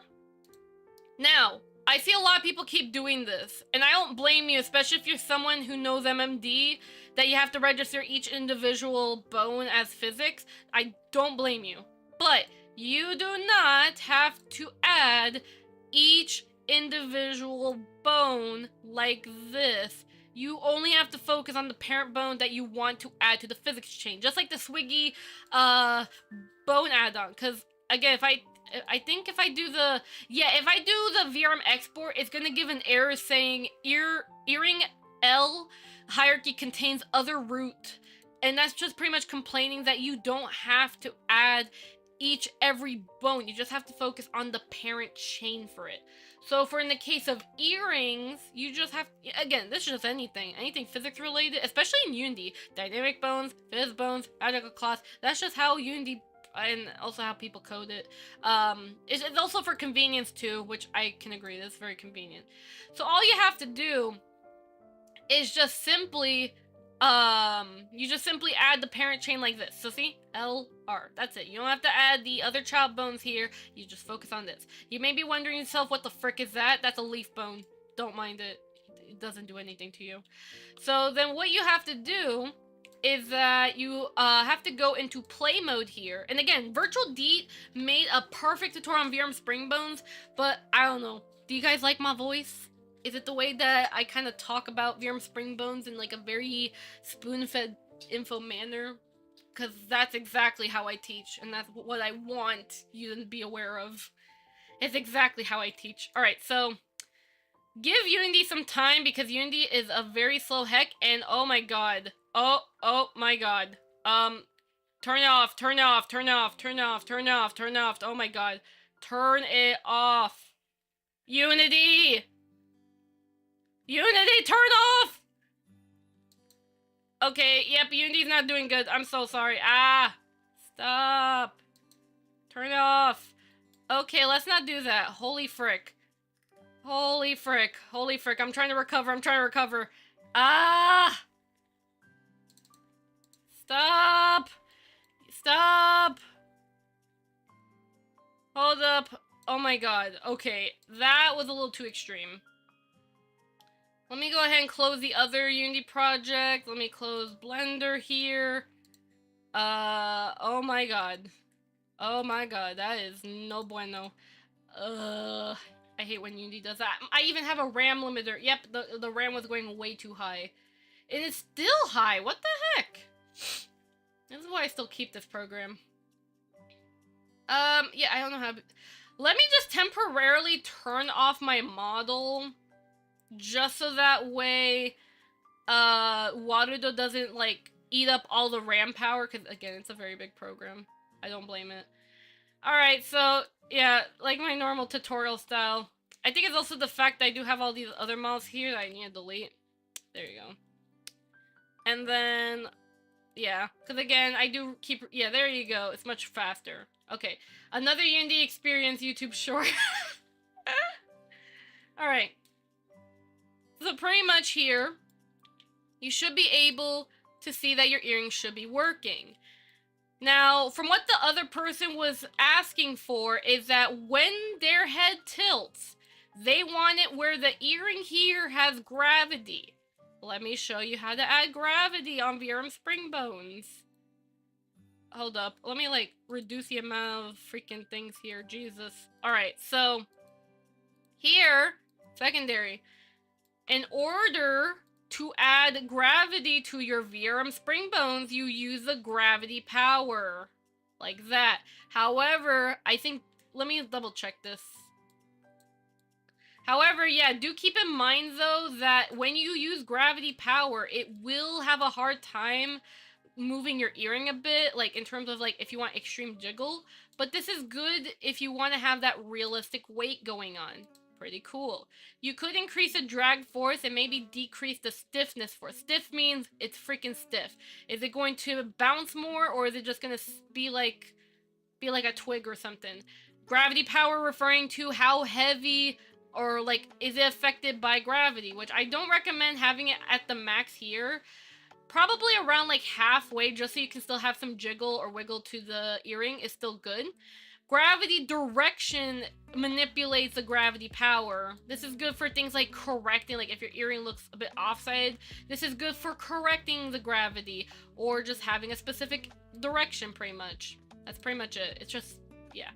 Drag force is referring to how far the bones are going to rotate. Center is referring to what, it's pretty much defining what is the bone that the physics should only react to. Meaning, if this is registered to the head bone, then every other physics here, like, or every other bone here, will not mess with, I mean, even that it wouldn't, but it's just more of the fact, like,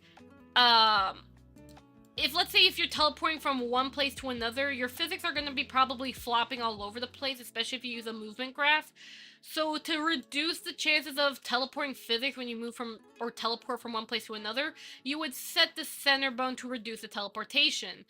And then this is where you register what bone, parent chain you're going to have. Collider is how big or small the physics are going to be, so I can set this small. And then size is referring, collider groups is what to collide with. Update type, I would not touch this, to be honest. That's kind of like a dev thing. So yeah. Hopefully that quickly elaborates VRM spring bones. Maybe I should make my own tutorial on that, but I still like Virtual D's tutorial. But it's also nice to like talk about my own version, so in case you guys like my explanation style. But there you go.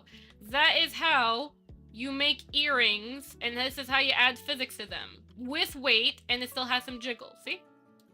That's how you do it for VRM spring bones. Again, you just need to know how to manipulate the thing. It's not perfect like Magical Cloth, but I can at least tell you, it's something. Now that Unity is stopped being a little frick now, I'm bringing back my water dough. I'm finally going to live again, and I'm drop kicking all of you guys. How dare you? Any questions? Any other questions that we have in the chat? Any questions about water dough? Pinyan, again, this is a perfect opportunity for me to demonstrate. Someone just shouted me out on Twitter. Thank you. I suggest checking out Kana's tutorials. They've been super helpful. But why did you link the outdated tutorial? I have an updated version of that. And yes, okay, I'm just checking my notifications real quickly. Alright. Anyways. I almost hit the X button on my browser. Okay. Cuddles for Kana. Magical Cloth Gravity for Water Dough. My coat is following my arm. What? Wait, did you check out my, Magical Cloth 2 tutorial for Waterdo yet.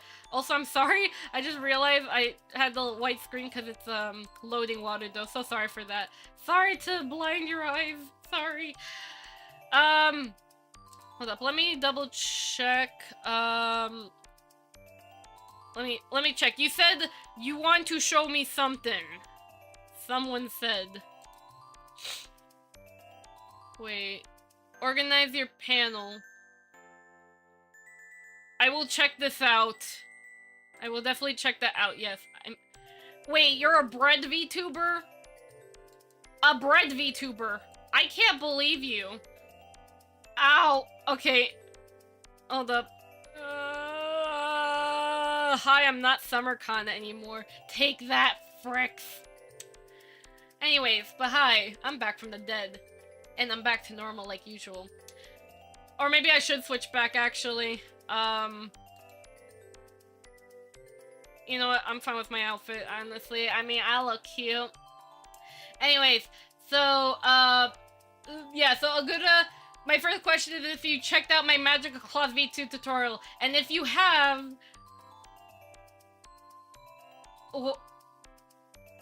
How are those bones being set up? Or is it bones? Is it cloth physics?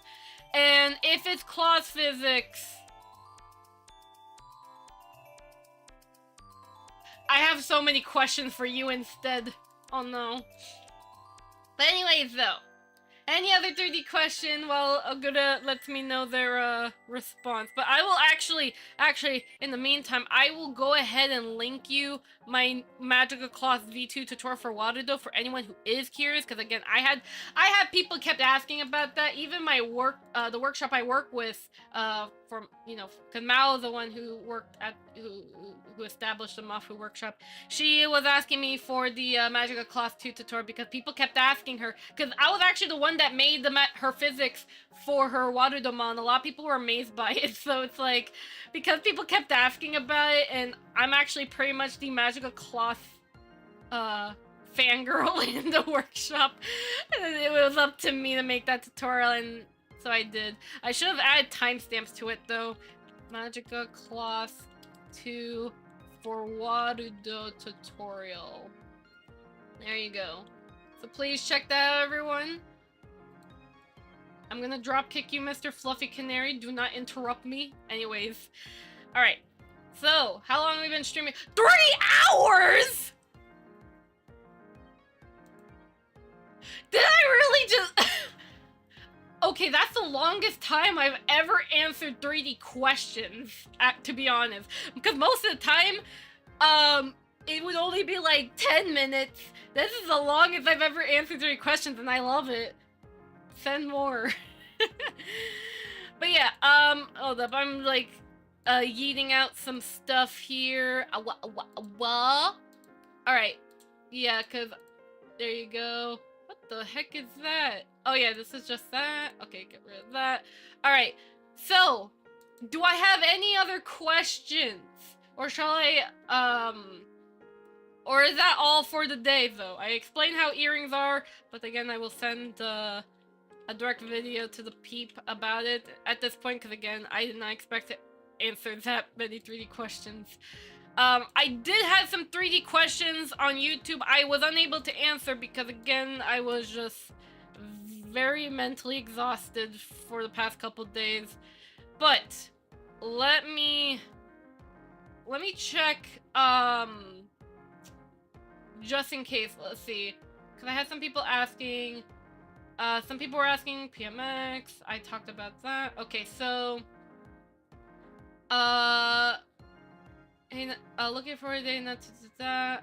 I think I told someone that thing. Okay, someone was, okay, I talked to them about the coat thing. Someone found a solution for that. Someone did ask, about how to do sound alerts on Waterdo. I did remember that question. Trying to make this FBX face have iPhone blend shapes. It has left eye closed. Gotta figure out how to make the top and bottom eyelid move separately. eye squint is for the lower eye, and then eye blink. Again, if you want it in that way, where the upper eye and the lower eye are completely separate, like really completely separate, use eye blink to only manipulate the top of the eye, and eye squint blend shape to manipulate the bottom eye, and they'll work together. You'll probably have to make them very extreme values, but if that's exactly what you want, that's what you're going to do. I would recommend. I don't personally do that, but if you want that, then that's my recommendation for that specific session. That's it. But listen, for my blend shapes, you know what?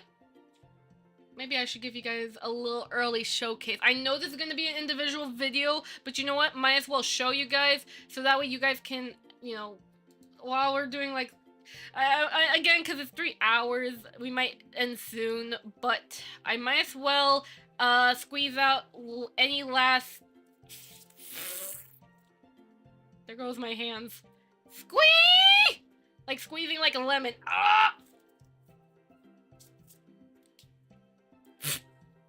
Fights hands. Squeeze. Alright, so I'm gonna demonstrate to you guys AR kit blend shapes with Test Chan. And if you guys don't pay attention, then we're going to have some problemas. Alright. Oh, like, how do I dissect the what? Wait, dissect? What do you mean by dissect the blend shape? I mean, I'm gonna show you. I'm gonna show everyone. Oh my god. A new Twitch message. Problemas. Lonely_chan. Hi, Lonely, how you doing? I'm gonna be talking about how AR kit blend shapes look like. And you're gonna study.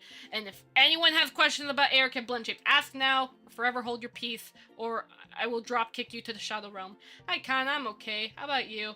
Very busy, tired, but I'm all good. Hopefully next month gets better. Woohoo. Alright, so, but otherwise I've been doing pretty good though. I'm going to demonstrate to you guys AR kit blend shapes. Let me just get rid of the freaking glass. Again, I already did a recording of showcasing Test Chan blend shape, but I might as well do it now, and then when I actually get the energy to like edit the video thing, and also I also gotta like send something to like some people, so I gotta take care of that first and then video edit. Holding your leather.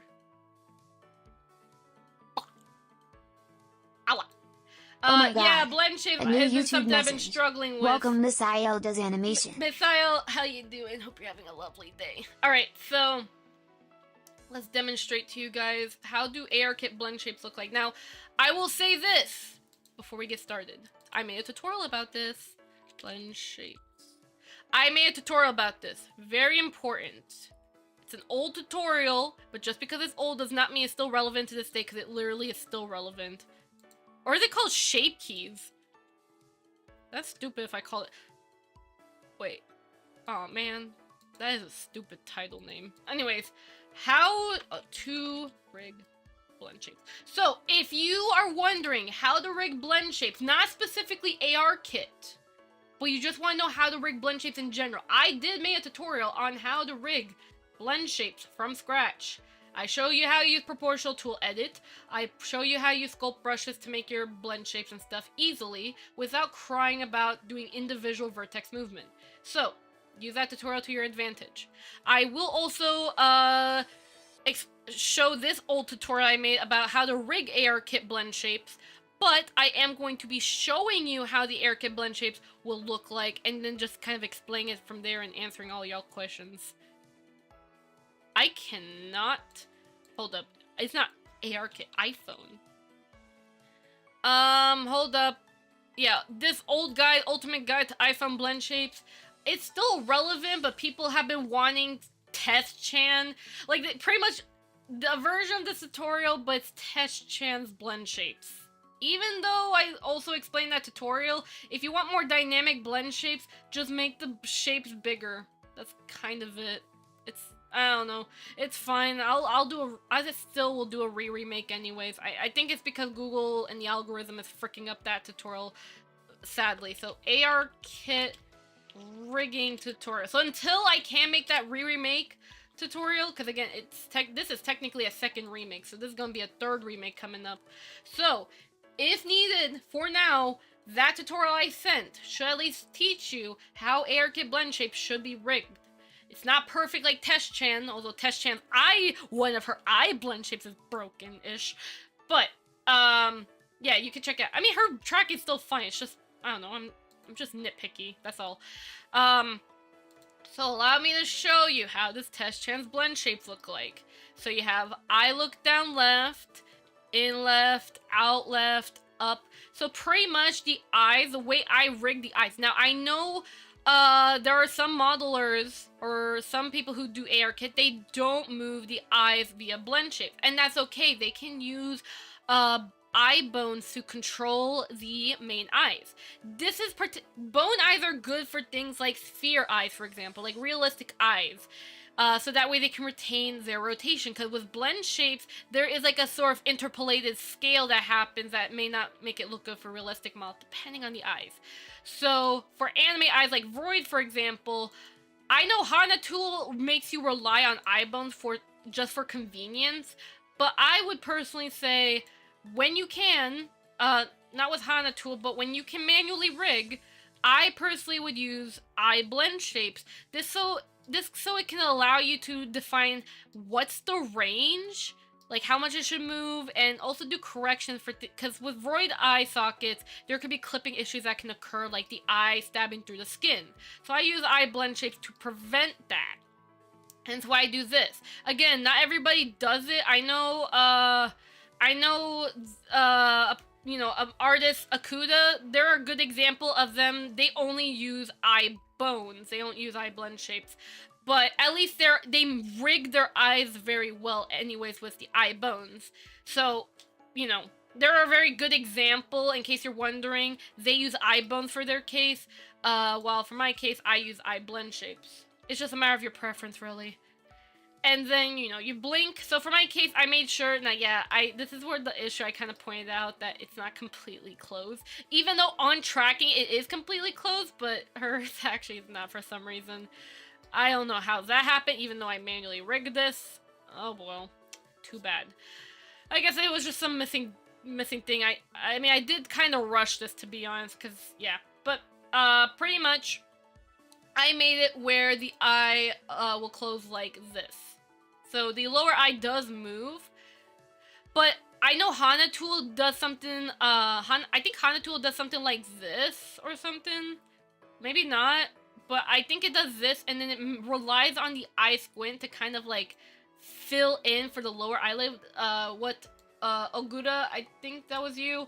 You were asking for like how you can separate on the top and the bottom. I would recommend, again, make the eye blink only control the top part of the eye, and then the eye squint controls the bottom of the eye, so you have that movement you're wanting.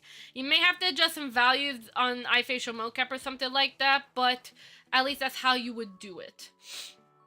And then eye wide, you could add some, you know, you can make it where your eye does get smaller. This is so that way you can get shocked like me. So, you know. Void models with Hana Tool, they do not have the eyes scaling thing, unfortunately, so you will have to manually rig that, or, you know, adjust your VRM blend shape clips to add it. But even then, I add the pupil scaling, so it's like, oh my god! The meaning of life! So, there's that. A little fun fact about the eye blink, I think I forgot to mention it in the thing, but again, this is a very subtle detail, I wasn't too worried about it, where the eye actually does, or maybe I don't remember, but you can even see on Test-chan that the eye gets bigger when she blinks. I don't know, I just thought it was nice. It wasn't really, I don't know, I just thought it was nice, that's it. So there's that, and then we have jaw forward, which just makes your jaw forward. Again, if you have a very flexible jaw or something like that, it's good to rig these. But if you are someone that do, like, you know, you want to have it like the anime mouth where it goes or something like that. Not like that shape though. And you know, again, this shape is very important, by the way, to talk about. But if you want to go that sort of mouth shape, you don't have to add the jaw blend shapes if you don't like it. Like if you feel like your mouth feels not symmetrical, then I would recommend, yeah, disable the jaw blend shapes or something. But it's still nice to have them anyways, because again, it's just nice to add that detail, because that's what all humans have. We all have jaws, whether you like it or not. Even anime has jaws. But yeah, you just move it left and right, and I use proportional edit for most of these blend shapes. The only exception I don't use proportional edit and I use sculpt brush are things like for curves, like a smile, or frown, or mouth stretching sort of thing. But otherwise, mostly it's just me using proportional edit on the mouse and stuff. And that's for jaw open, because so many people kept wondering, and I think I can also do this too right now. Because this version of my model has similar blend shape like Test Chan. Although, if I'm going to be honest, style-wise, I actually am not a fan of my mouse tracking. I actually want my old mouse tracking back. But the reason, you know, well, that's going to be a while. Thanks. Okay. So, but the thing is that my mouse is just to showcase how Test Chan's would have looked on a different model. Because again, I was the one that rigged the blend shapes. But I did edit my mouse so it's smaller in movements, because again, preference-wise, I actually prefer what I had my older model that kind of was a bit more stiffer in the mouse movement, but still was dynamic. It was a bit closer to what like an anime mouse would have probably looked like if it was ARKit. But yeah, let's see, go eye facial mocap real quickly. Just as a quick demonstration, I know it's gonna be like kind of extreme. But that's what I mean. When the jaw is very big, you can do things like this. Oh my god, my face is at 500 freaking... My face is at 400 freaking expressionist level. So, yeah, so that's the reason why Test Chan's jaw is really big. And the same goes for mine. So if you want, like, a very big jaw, then you have to make your jaw stretch, even if it looks uncanny. Because the thing also is that, like what I showed you before, or like what you saw with my actual tracking right now, is that my jaw, like the mouse movement I have is small. Like, it's smaller than what I usually have now. Like, I can make it big when my jaw's actually big. Like, I could make it bigger, but that's the thing. This...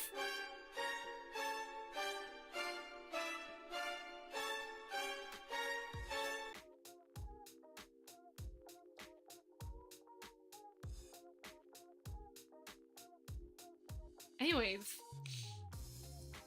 if you use Kana tool to give blend shapes to your Void model, are you able to edit in Blender? Yes. In fact, I actually made a very old live stream about that. Actually, iPhone. Like I have an old live stream about it. Like, this was actually the original ARKit tutorial, actually. So here. And the reason why I remade it was because this one was about, how to edit. Because this was more focused on Hana tool, blend shapes, more than it was making ARKit blend shape from scratch. So that's why I remade it, and that's why I'll be doing a remake. So here you go. There's that old live stream that kind of like demonstrates who I'm talking about. And yeah. So you could just see from that, stream about it, just so you can get reference, although my audio quality sucks. Fun fact, by the way! Fun fact time! Did you know that the VC Face Ultimate Guide tutorial, the MMD Ultimate Guide tutorial, the PMX Editor Ultimate Guide tutorial, and that specific iPhone tutorial live stream were all recorded outside on the MSI laptop with a snowball microphone? The more you know. My top tutorials that ever exist on my channel were all recorded outside with a bad microphone. You think I'm happy about this? You know what? I'm very disappointed. Nah, it's fine. They were old tutorials and they were heavily loved at the time they were made. Anyways, let me just like put myself back. So yeah, the more you know. I still remember to this day of how I was struggling to record outside. Long story, I'm not gonna get into why I was recording outside. But again, now I can be able to comfortably record indoors because my microphone, because I have family and they can make noise out. As long as they're not in my room, the microphone can record with ease, very easily. So that's good. Unless, you know, yeah. Snowball microphone for a Snow Vtuber. Thematically consistent. Shush. Alright, anyways, back to this. So, you make the job big. I also will say as well, I even pointed out in that upcoming showcase, I do move the ears. This should be heavily talked about. Just move the ears, darn it. I want you to look at yourself in the goddamn mirror and tell yourself that your ears move. Anyways, it's called something called muscles. Or face muscle, jaw muscle. Ah! Anyways, so mouth closed is the most ugliest blend shape that ever existed in ARKit, but for a reason though. You may be wondering to yourself, my god, this isn't how mouth closed is supposed to look like. No, this is correct. It's supposed to look something like this. Maybe even worse. Because mouth closed is the inverted... And I kind of hate that the ARKit website doesn't even show how mouth closed looks like. They kind of censor because they were too afraid of how ugly it looks. But mouth closed is the invert version of jaw open. See for yourself. Here's jaw open. Here's range minimum. I'm going to put that to -1. Right here. And then I'm going to put that lower. See? It's the invert. And you may be wondering to yourself, why the frick does it need an why is this inverted though? Like what importance do you have? Also, oops, my bad. I rushed this mall too much, didn't I? It's fine. Again, it's a reference mall anyways. But the point is that it's supposed to do something like this. When both jaw open and mouth closed are combined, it's supposed to make a mouth like this, where the mouth is lower or frown, to make that chewing motion. You know how VTubers who do ASMR content and they have to show like their chewing mouth movements, or maybe if they do mukbang or something and they want to emphasize their chewing motion, yeah, these two blend shapes will allow you to do that. So go nom nom nom nom nom nom nom nom nom. The more you know. So pretty much hold up, my hand is itchy. All right, there you go. So then mouth funnel looks something like this. This is, again, I don't know, I just saw a live tweet all with a mouth funnel like this. This is if you want to have like that sort of soft looking lips that go, ooh, I don't know, do I even have that? I think I do. Yes, I do. I do have that. I'm not kissing that screen. That's disgusting. But yeah, you could have a shape like this, but if you don't like it, you can just make it like an O shape and that's it. Then you have mouth pucker. Look like a fish on the side. Lookish pucker. Mwah. Mwah. Mwah. So you can, so that's how mouth pucker is, so you can do the kissy kissy. And then we have mouth left and right, our favorite ones. This is where we can, this is probably one of the first things, if I'm gonna be honest, this is probably one of the first things a VTuber will do when they get ARKit for the first time. They'll go, oh, because again, you can't do this with webcam. See? And you know, it's like really nice for like expressiveness, because you can do a face like this. Like, you can have, like, a confused face, or a, or, like, Like, you can utilize your mouse shifting to add expressiveness, like, you know, I'm talking about IRL face tracking, like, you know, use that mouse shifting to, like, do, like, some more exaggerated face expression, like, huh? Or, or, see, gotta utilize that face. Your IRL face is the puppeteer. So, yeah. So, you know, it's just really funny. It's just really funny that, this is like one of the first things. I still remember. I remember when I had this for the, you know, actually I'm not gonna talk about the story of how I fell in love with mouse shifting. Anyways, smile. You can make it extreme if you want. Hers is extreme, but you can also make it softer if you, again, if you want a more like gentle approach, because again, smiling can be a little creepy. Believe me, a lot of my clients, whenever I rig their air kit blend shapes, always tells me to be extra gentle with the smile. So gentle, I have to watch every pixel. I wouldn't say every, not every client. Some clients actually want more smile. It just depends. But yeah, and then there's frown. Could have been a little better, but there's her frown right there. All with a sculpt brush. Dimple is pretty much, hardly noticeable. Probably be more noticeable on realistic models or realistic shading. It's just indenting this curve inward like that. You can add like a little bit of movement to the side, but otherwise, yeah, that's kind of it. And then mouth stretch is making the mouth stretch. This can be good, again, for even more exaggerated face movements. And you can also, another little detail, there's a lot of tiny details I've added, and even I'm not noticing it, is that when I do the mouth stretch, the cheek actually moves. See? Yeah, the cheek is moving when the mouth stretch. Yeah, I keep forgetting I do this. So, there's that tiny detail. Now, an extra detail I add, another blend shape is roll. Now, on my old tutorial, my current AR kit tutorial to this day, it shows you how to make it, but one thing that should be advised is to make the roll lower and upper mix with each other, like so. That way you can, let's say for example, you're a VTuber, you got some lipstick because you're doing a makeup tutorial, for example, and you have to emphasize the fact that you're doing the pop, like lip sort of thing. I would recommend make sure that these two mix together, so that way, you can get a more accurate lip, curl in. And then as for shrug, lower and upper, they also should mix too. There's a lot of mixing blend shapes here. They have to work together.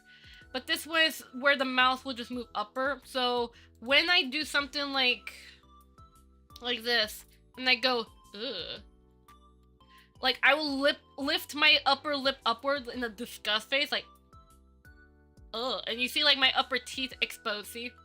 Cause when I open my jaw, you don't see the top teeth, but when I do the shrug, ugh, you see like a bit of my upper teeth. Ugh, that's disgusting. So that's what you can utilize the shrug for, something like that. Or just simply just move your mouth a little higher. Alright, so there you go. And then press is also, again, kind of like shrug, except you're moving it in a way like this. See? And then, these here, now again, Test-chan, I realized Test-chan's was made pretty badly, kinda. Could have been better. But pretty much, actually, okay. Okay, hers is not too bad. It could be improved. But pretty much these four blend shapes, this is just to make it so that way your lip movement can move even more. It's kind of like allows you to do that, like the lip shrug, but in more detail. Although iPhone training data kind of lacks this movement, unfortunately, despite having the blend shape. So rest in pineapples to that. But pretty much when it comes to this, it's recommended to mix it with the jaw open when possible to prevent clipping issues. And yes, the jaw does look quite big. Thank you for the raid, DJ Kisna. DJ! I was teaching. Snowflake. I was. DJ Keys Thank you just so much rated for with the 2 read. I was viewers. teaching about AR Snowflake. kit. How you? Thank you everyone. I hope you have. Thank you for the raid. Hello, my name is Kana. I'm a named Vtuber who's currently answering some 3D questions. So if you have any 3D questions about your Vtuber program of choice or 3D stuff in general, this is the perfect time to ask 3D questions live, so I can demonstrate to you about your issues and help you save the day. So yes. But thank you again, DJ, for the lovely raid. I don't know why my bot's doubling. Wait. Oh, wait. I am so stupid. Oh. I need to fix the YouTube bot. I think I accidentally made Oh my the God. YouTube bot A new Twitch message. double. DJ Keys. I'll fix it. It's fine. Or something. Like, I don't know. I'll check what's wrong with my streamer bot doing duplicate, like, messages. But, hey, it's still cool. But, yeah. But thank you again, DJ Keith. I hope you're having a lovely day. Alright, so, now the next thing, as I was, oh, by the way, anniversary's in 2 weeks. Yes, I'm very aware. I'm gonna try and push myself as best I can. Didn't you say your anniversary was due on the 27th? Because my goal was that absolutely for sure by the 23rd I'll get done. That's like my absolute deadline. But I will try to do it as early as I can. Yeah, because okay, it is the 27th, okay. But absolutely for sure, my deadline is the 23rd, so that way you can get your outfit, any debugs we can do, and then I have to also slowly transition to another client after you're taken care of, so. Gotta make sure you're taken care of for your debut, and no bug issues. I don't want you to have, like, stretching issues with physics. Let's not do that. Physics are awesome, though. But back to what I was talking about. Hey, there's test chance. So my point is that those blend shapes should be mixing together. Yes, this looks horrendous. But again, if you want the big mouse movements that Test Chan has, that's pretty much Test Chan. You saw the blend shapes, you love the blend shapes. That's how Test Chan operates. Very big mouse movement. And again, it can still be uncanny. It's the reason why I told myself, for my next model, which the redesign is slowly being worked on, gonna lurk. Thank you again, DJ, for the support. Means a lot. But for the, what the frick was it called again? Happy lurking. Awa, awa. So, what was it called again?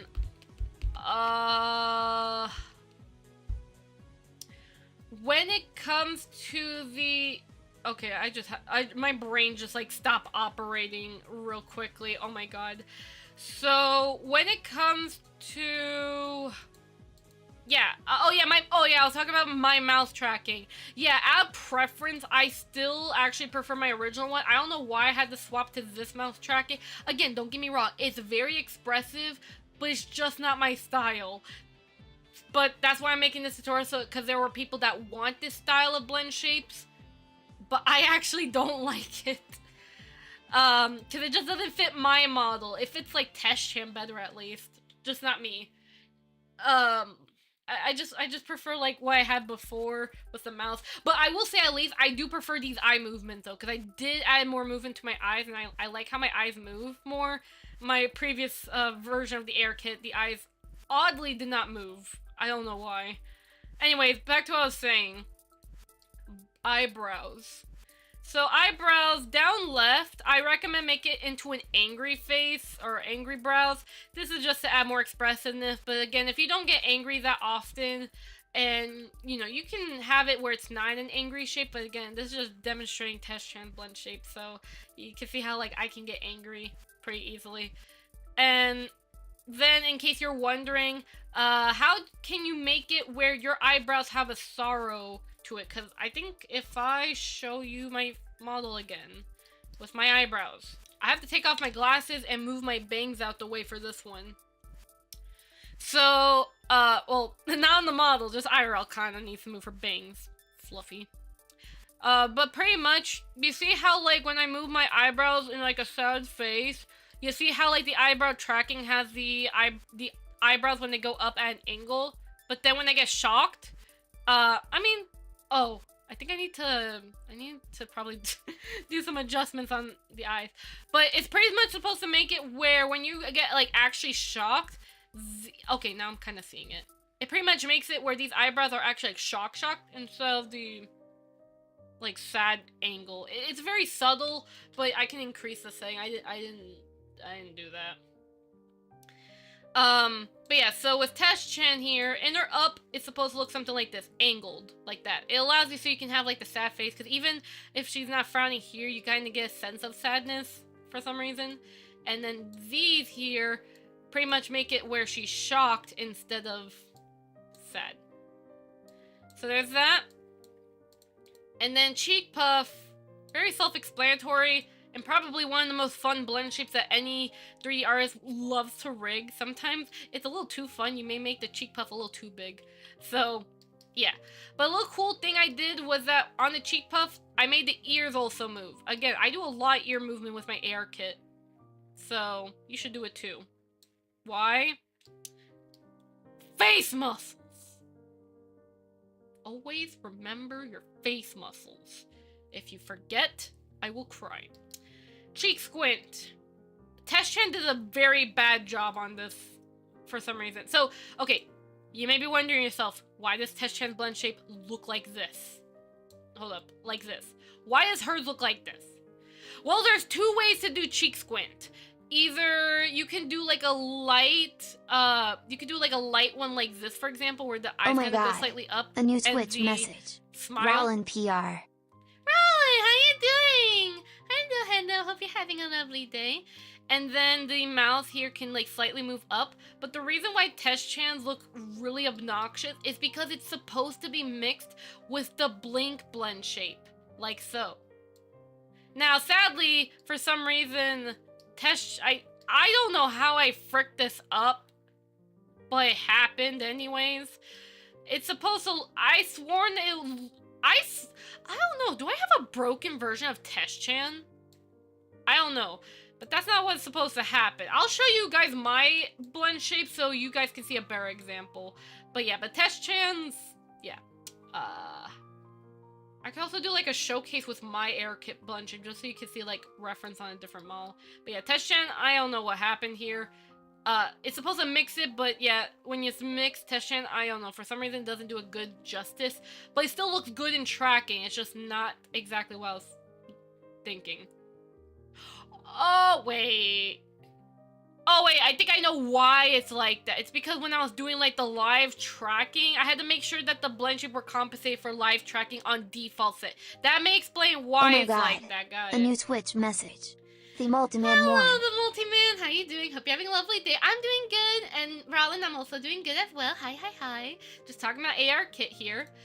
So that's the cheek squint here, and then the nose sneer, I made it where the nose pretty much goes upward, you know, for sniff. And this was inspired by Hana Tool, because Hana Tool does this. Thank you for the follow. Thank the Multiman you. One. Thank you for the follow. The Multiman One is not following. So, pretty much, Hana Tool makes it where they don't move the nose, but they only move the eyebrows, unfortunately. But I actually checked in the mirror on my face when I, like, flare my nostrils, and I do notice that, yeah, my eyebrows do move. So I kind of took that into consideration. Again, I recommend studying your face. And, you know, I took that into consideration, boom. And then tongue out literally looks like this. It's bended. You can have it straight out if you prefer, but I have Test-chan's, like, curved because it feels more natural. Now, you may be wondering, why is it clipping here? I don't know. It's just, I made it work with live tracking. This model is so skibidi ah. Did you just call this model Skibbity? I'm drop kicking the world now. Oh my god. A new Switch message. Pot tattoo. Could I call you Potato? I'm sorry, but how you doing? Hope you're having a lovely day. I'm trying to use this thing where you can animate AR on 52 frames of animation, where you can use bones and make the blend. Where you animate the AR kit blend shapes on 52 frames and make blend shapes and copy paste and it converts. Oh, Face It. That makes sense. Face It does that. I'm very aware about that plugin. People also call me Potato, so... Oh, that's awesome. No, that's the most cutest nickname I have ever heard. You know what? Welcome aboard, Potato. Hope you're having a lovely day. But yes, but today, right now, I'm answering any last-minute questions regarding all things 3D. It's a free version made by a different person, so it does the same thing. Ooh, you should probably share that in the Discord server if anyone else wants to use it. Ooh, wah. Ah, wah, wah, wah, wah, wah, wah, wah, wah. Alright, so. Tater Tot. Oh, that's a cute name. It's so cute. But, anyways. There you go. That's the explanation of Test-chan's AR kit blend shapes. Not perfect, but to make up for Test-chan's broken eye, because I realized in this stream why I rigged it the way I rigged it. Kana, frick off. Thank you for the follow. Pot tattoo. Thank you for the Snowflake. follow. Thank Pot you. tattoo is not Owa, follow. owa. Snowflake. Alright, so. Demonstration. Kana, don't lag me. Stop, Kana! Kana! Oh, hi. That's weird looking at my face. Ugh. Kana, you're weird. Anyways, let me just show you my cheek squint. So that way you know what the frick I'm doing. Maybe it breaks on this one. Let me see. So mine looks way bigger, but when I do blink, let's see if my model does the same thing as Test-chan. No, actually it does it better. Yeah, that's what it's supposed to look like. An extreme smile blink, like what live stream models have. Yeah, maybe I should have used my model for demonstration. Although again, I hate the mouth blend shapes. I know other people prefer it, but I don't. Ah! My name is based off of Ogura toast, a Japanese food invented in Nagoya, Japan in 1921. I'm going to look that Oh my up, god. and I'm going to A new eat that Twitch toast. message. Legend Rogan. Legend, how you doing? Hope you're having a lovely day. I'm answering 3D questions, like right now, so feel free to lend me your 3D questions before I eat myself and eat food. Kinda want a burger, but no, I think there's chicken in the oven, or there's chicken made, so yeah. Doing good, yes, really good. Oh, that looks like a delicious toast. Can I eat it? May I eat this toast? By the way, what's that, what's this, like... Oh, this one has butter on it, and this one has, like, whipped cream. Wow. Or is that whipped cream? That looks like whipped cream. Yeah, that looks tasty. Whee! What you scared about? What you scared about? You know, I can do a worried face, too. Here, let me show you my face. Back to playing. I'm gonna show you. I'm gonna show you my face, and then I can look like this. Ugh. And then you wanna know what I can also do? I can. What the frick is it called? I can have this face. That's not the face I was looking for, actually. Oh, I don't know. But I can look shocked. And then I can also have, like, dizzy eyes. Ooh, spinning eyes. Alright, but yeah. A freaking eye thing. Blick. Bop, bop, bop. Bark. Oh no! I don't mean you! I don't mean to eat you, no! No! But yeah, blender crashed. Okay, oh. Okay, well anyways. That's cool and all. Yes, you are going to be enduring this. Shush you. So, anyone else has a question they want to share? Or are you guys satisfied with the knowledge I have presented you today? And hopefully for the next tutorial, you'll learn more. If I ever get the chance to actually post. Oh my god, my schedule. I can also... Can I... There's gotta be like a way I can... nope. Nope. Nope. That's not what I mean. What I meant was, No. No, I meant to, like, do that thing where it does, like, the... How do you do that blender thing? Hold up. Blender what? Numpad controls. Or shortcuts. I want to remember, what was the one that does the whole diagonal one? Like, it rotates from the axis. Oh, there's a PDF file for this. That doesn't help at all. Front view, side view. Okay. Direction, duplicate snap. What the frick? Actually, hold on a second. This is wait, I accidentally found this PDF file. This is actually kind of good for, like, beginners who want to know what are the most important shortcuts. That's actually pretty cool. Numpad shortcuts, rotate, view. Use a numpad 8 or 2 numpad to switch opposite sides. What? I'm trying to figure this out myself. So orbit left, right. Okay, so zooming, roll. Shift 4-6. Let's see if that will work. Oh, there! This is what I meant! Shift, numpad 4 and 6. And I can freaking rotate. It's a T-posing Kana that's like, how you doing? Wait. I just realized something. Wait, the meme that goes, Pedro.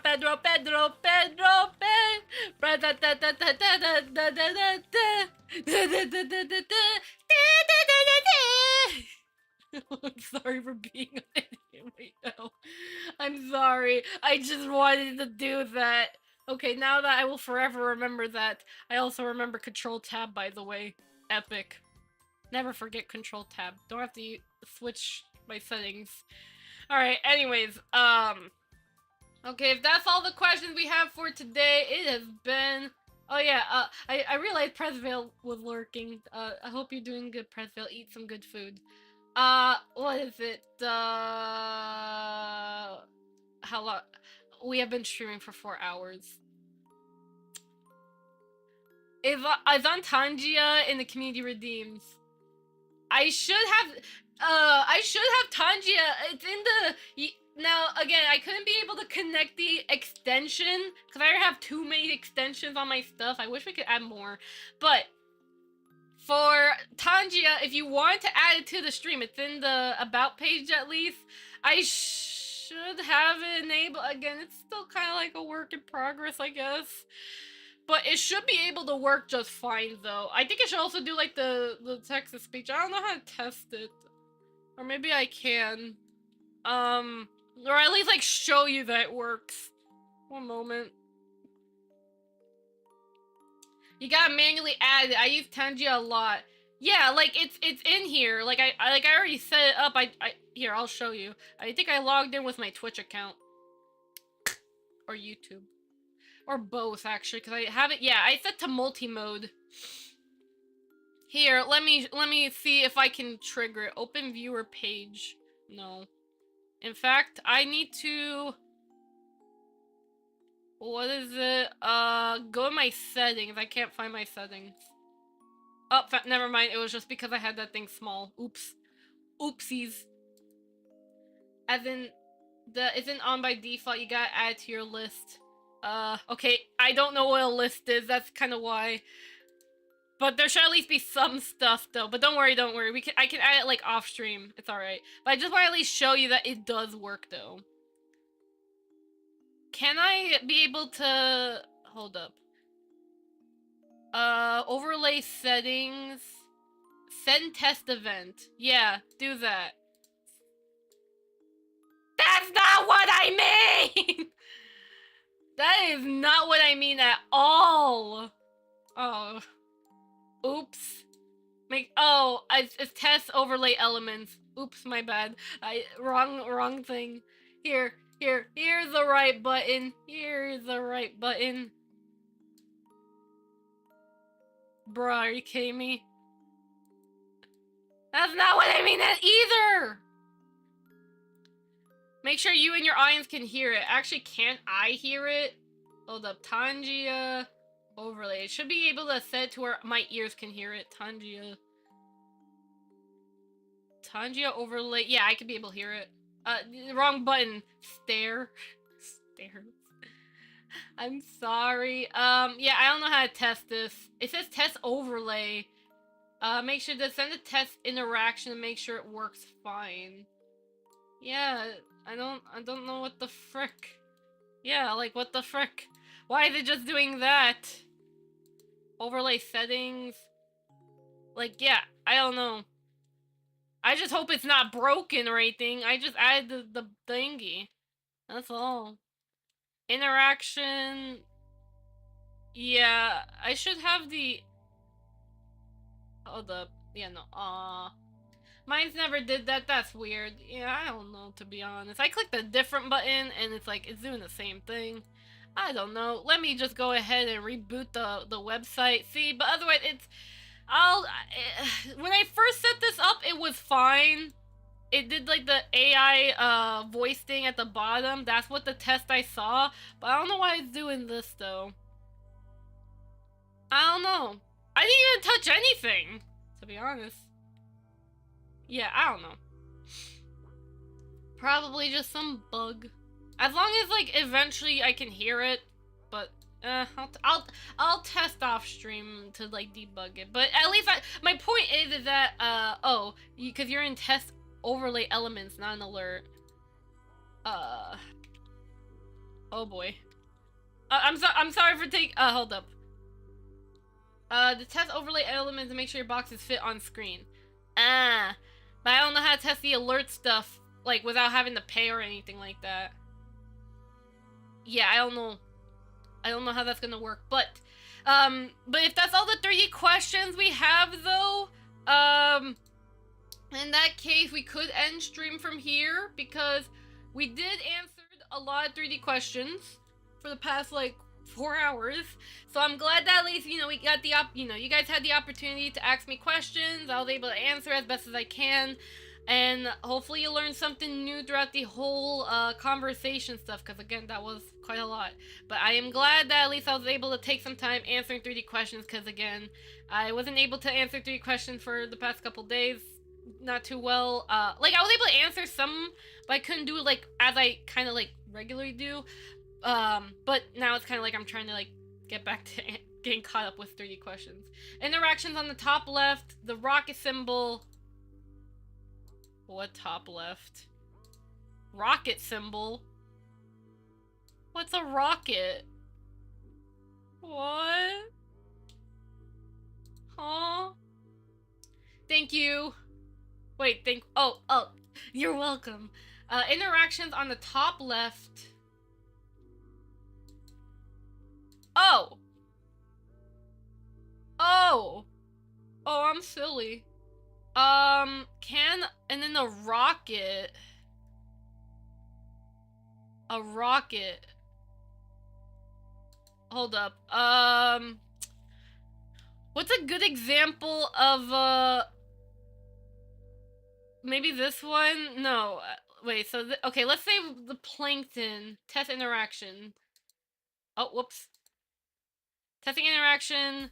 Send, okay, go ahead. Alright, I get it! I mean, come inside. Make yourself at home. Plankton.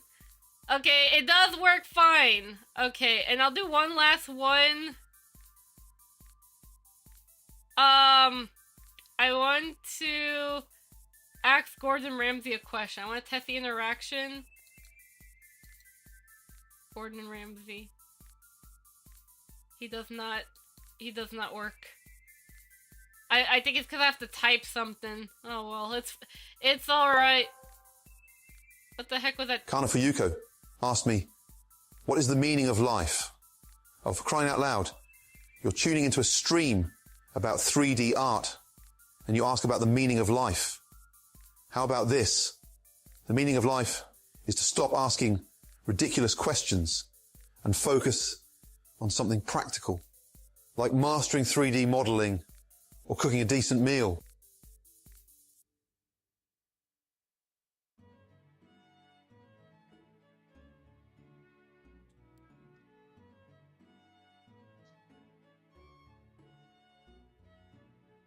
Was that? Did someone else redeem that, or was that actually? What the?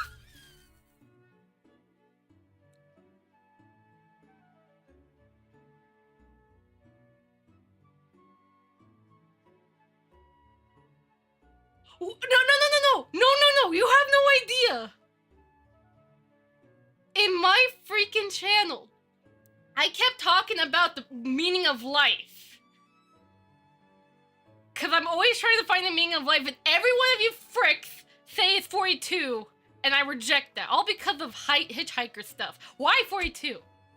But Gordon Ramsay called me out! I'm offended. I don't. Was that actually the test interaction I sent? Or was that someone else playing as anonymous? I can't tell!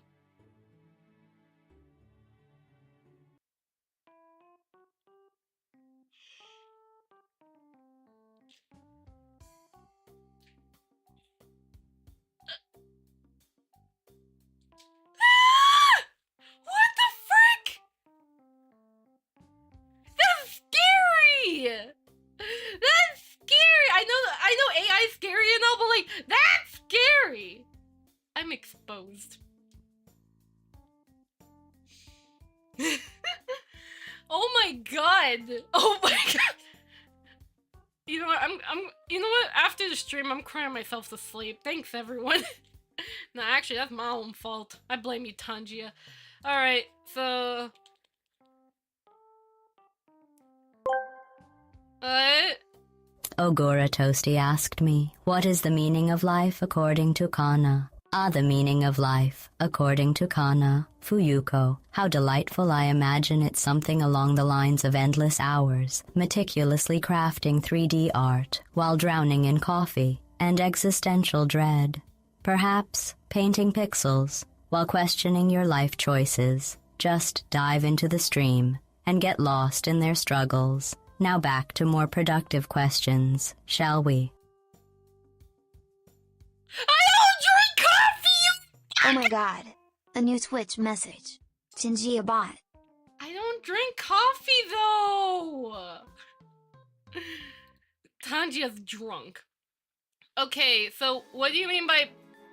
Apparently I have a Lego version of Pedro. Is that Batman? No, that's Catman. I don't know. I can't find what you're talking about, like the Pedro. Pedro.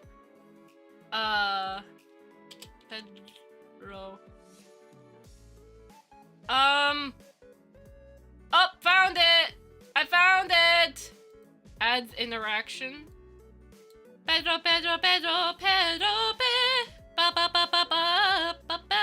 Okay. Do you want me to send a test reaction, or does someone wants to redeem it? So when chat sends a question, Tangia talks. The test question was yours, yes. I didn't even do anything. Fine, I'll send the test reaction.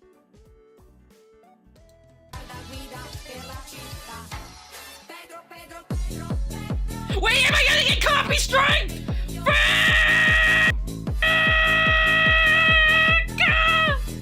No, I just realized. Wait, I just realized we're streaming on YouTube. Well, just make sure it's like quiet. Just make sure it's like quiet. Cause for YouTube, I think it'll get muted anyways. It's so cute. Let's be careful. That's what she said.